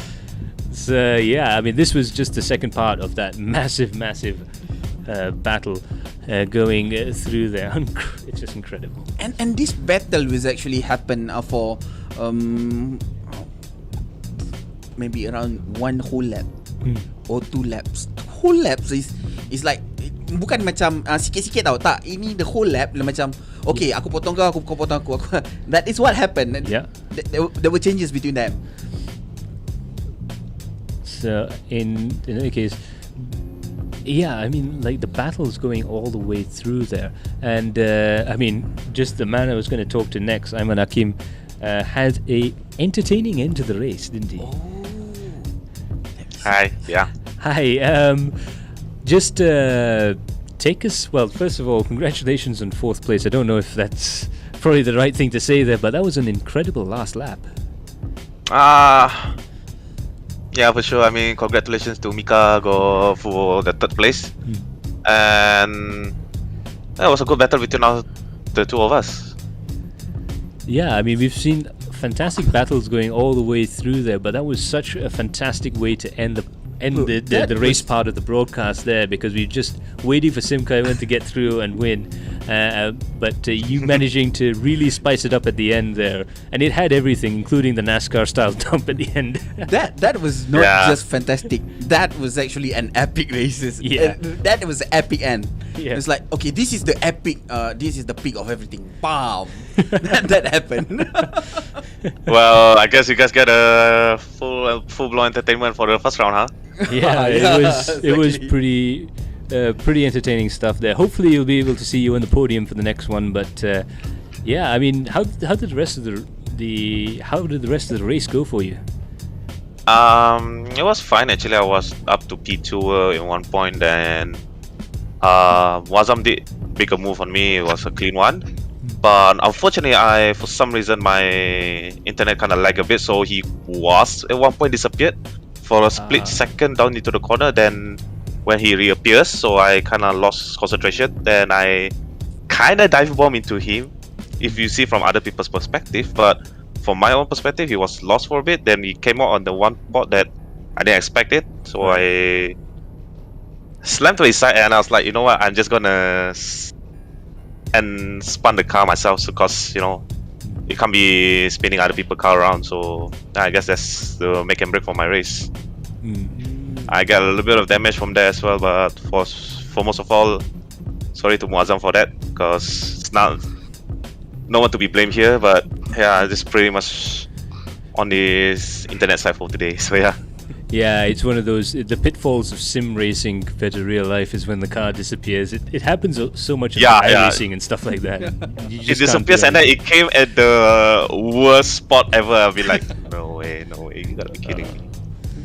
That is so unfortunate there. But in any case, hopefully the internet will hold on for a little bit better for the next round, and hopefully we'll be able to see you perhaps one spot higher. Who knows? Maybe a challenge for the win. Maybe. Yeah. That's what we want to hear. Well, we'd definitely love to see that, but for the lead in the next race, because that final lap was pretty good. So thank you so much, Ayman, for joining us. All right. Cheers. And we're going to have a look at the third place man, which was Mika Hakimi. Yeah. Do you have a clip for him? Well, I suppose the end. This is the clip. This is the final clip. I guess we'll bend the rules a little bit and show the same clip, because it was a fantastic end of the race. So I guess for once we saw you smile in a driver cam situation there, Mika, through that last couple of laps there. First of all, was that fun?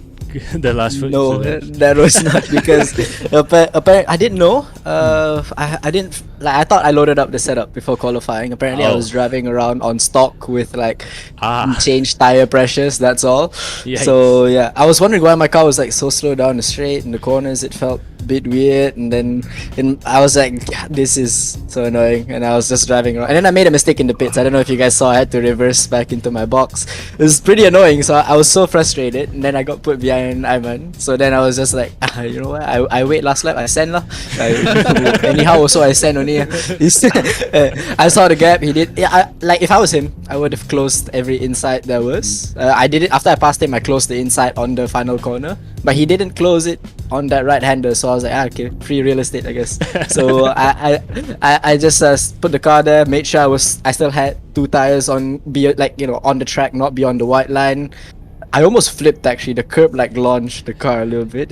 We saw that. Stock setup didn't help. Yeah, the stock setup didn't help. But yeah, I mean, it was pretty annoying. But I was just glad to get this race over with, I guess, because I've actually got an endurance race going on now, 12 hours of Sebring. All right. And I have no clue how they're doing right now. I don't know if we're still in the podium positions. I just want to get in as soon as possible and try and fight for the win. But yeah, I mean, again, you guys always do a great job with the organization and everything. Broadcast looks really, really pro.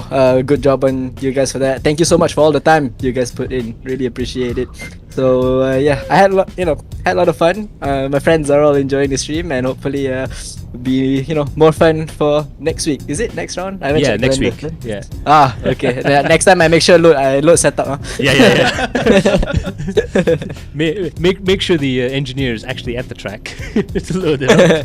Engineer was at the track, whole way at the track. Driver gone. Driver don't know where. Driver busy at hospital. So anyways, we won't hold you too long. We'll send you back to that race, and good luck for the Sebring 12 hours. Hopefully you get a good result there.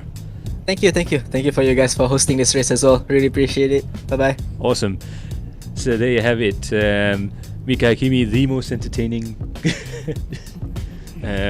race. It explains a lot that the suspension was stock, which was why he had those moments over the curbs and things like that. It's a bit macam wobble sikit. Yeah. That's what it is. So in any case, in second place we have Aiman Haziq. So Aiman Haziq. Hello. So how was the race for you? Race, quite good overall, I guess. I started P3, I think. And then during the race, I think I fought against Muazzam, was it? Yes. Yeah. I had a good fight with him. He managed to overtake me while I was trying to blow my inside. But then later on, I think he spawned somewhere in the race, and that surprised me. Yeah, it was quite surprising to see. Unfortunately, we didn't catch it. Because this car being all-wheel drive, right? I didn't think you can spawn on the exit, but he spawned on the exit of the hairpin on the circuit there, the turn 2, was it? Yes. He spawned on the exit of the corner, and that took me by surprise. Right. Yeah.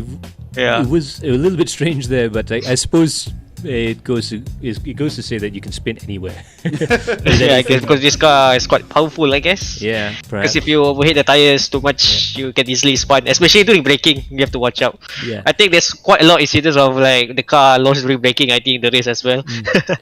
Yeah, we could see the Subarus, especially when they were towards the end of the race, they started to get a little bit less stable under braking. Yeah, if you see even in the stream, right, you can see the car when you brake. Yeah. The weight transfer is so much at the front that the car can easily lose stability during braking. Yes, so it is really quite a challenging car to drive there. But so far you appear to be, well, if not having fun, being quite content there. You managed to get yourself up to second place. Will we see you win a race? I don't know. We will see. Just that Sim guy was too fast today.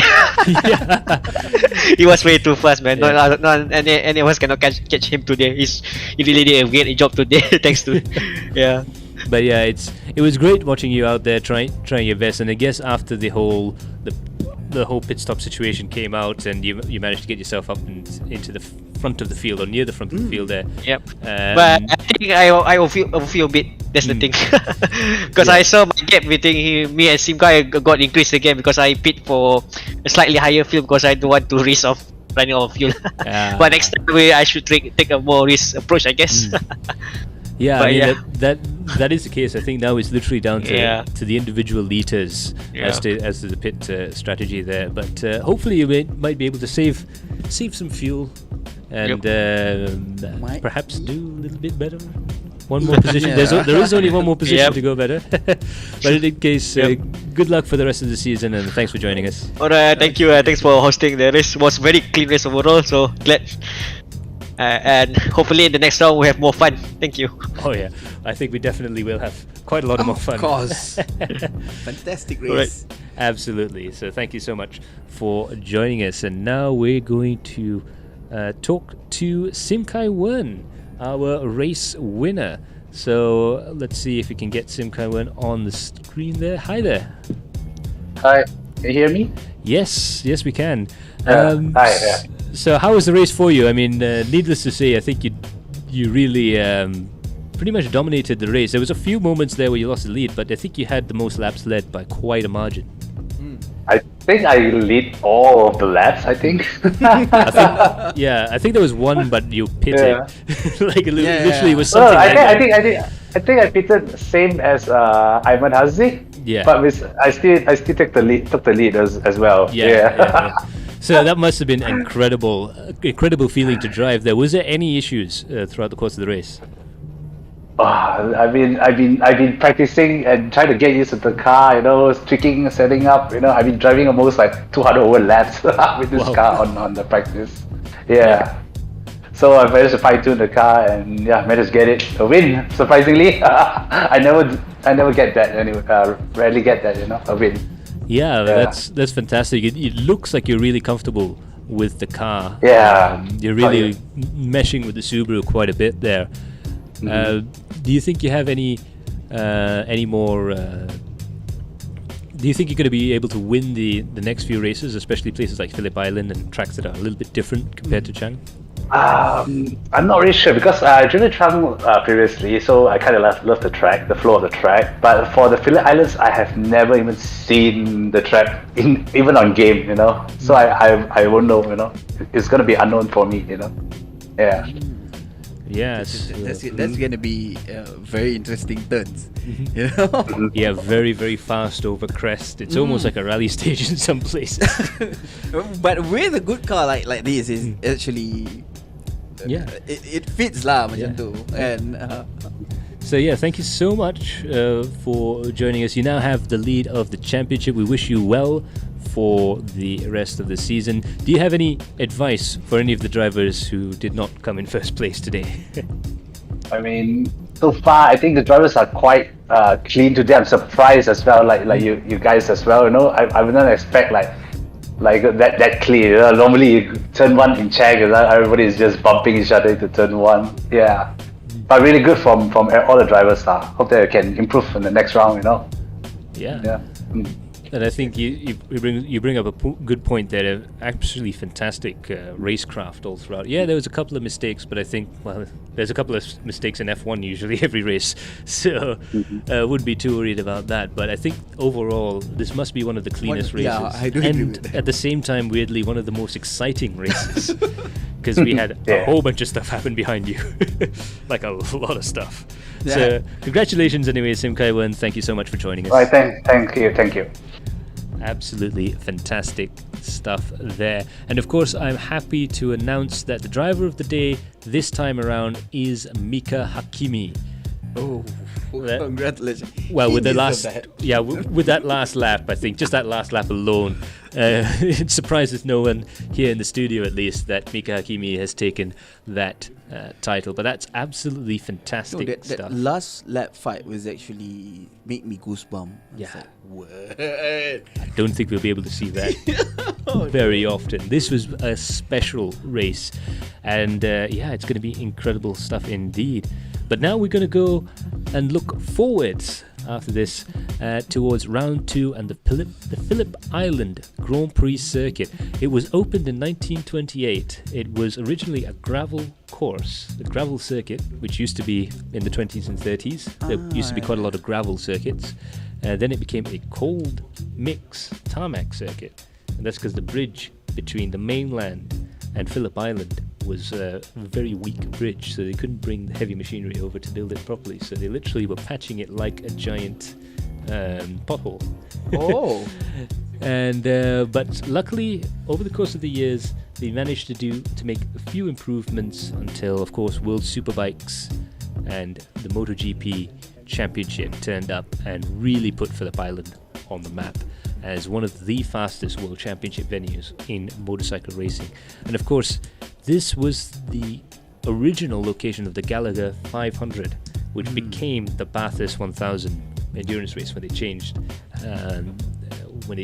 states there. Yeah. So absolutely fantastic racetrack. 12 turns, 4.4 kilometers, each and every corner a masterpiece in car control in order to get around it.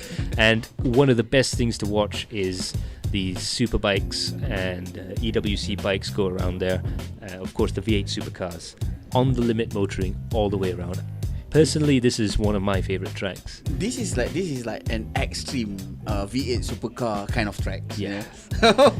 It'll be interesting to see because, like we were talking, the Subarus really worked well at Chang. They really worked well at Fuji. But then again, Fuji and Chang, like Chang is sort of has some elements of Fuji, very fast first sector, very twisty final. sector there. With Phillip Island, you have a lot of very, very high-speed corners and a lot of long corners. It's going to be a very different type of challenge compared to the first round. Betul Max, kalau kita tengok Subaru dia agak agile untuk corner yang agak tight dekat Fuji kita ada last sector which is a tight corner, and Subaru really do well there. Yeah. Right? Yeah. But what happen if dia ada corner yang panjang? Which is dekat situ kita akan tengok Audi will lead that kind of corner. Yeah. That kind of corner. Yeah. But we only have a few Audi, Max. Yeah, and don't discount the Mitsubishis there. I think they might be the dark horse for some of these more tricky corners there. So again, it's quite open still. We did see the Subaru domination first round of the championship there, so it'll be interesting to see how the state of play changes between rounds 1 and 2. Okay. So that's going to be it from us here in the studios for the Toyo Tyres Super Street Series. A special thanks goes out to Toyo Tyres for sponsoring this, and also a special thanks goes out to our media partners at Galeri Kereta and Drive Safe and Fast, DSF. And don't forget the giveaway is still on. We will announce the 50 giveaway at the end of the season. Yeah, at the end of the season. So we will announce all 50 winners at a date at the end of the season. So do check out the details at the Adrenaline Impact Facebook group. But remember, join the Toyo Tyres fan club, guys. It's worth it. All sorts of cool deals, cool merch, and a real insight into motorsports and all of the rest of it. So fantastic stuff indeed. But thanks so much to the drivers for competing, really putting on a show. I think this must be one of the best races we've seen in a long time. One of the cleans. Unbelievable, very high level of driving there. And of course, a special thanks goes out to all of you guys at home, without whom we would not be able to make this happen. So special thanks to all of you guys there as well. But for now, that's going to be it from our studio staff, from Umar, Aziz, our pit lane reporter, our director Kara Alang, and thank you so much, Budi, for joining us. I've been Max Palmer, and we will see you all in the next stream. Bye for now. Ciao.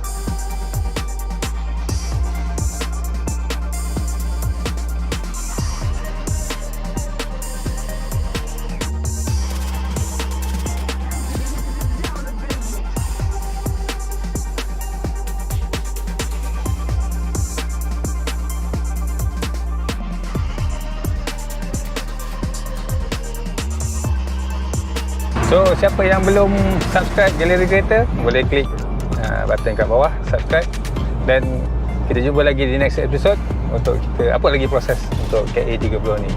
Okay, see you, bye bye. Assalamualaikum.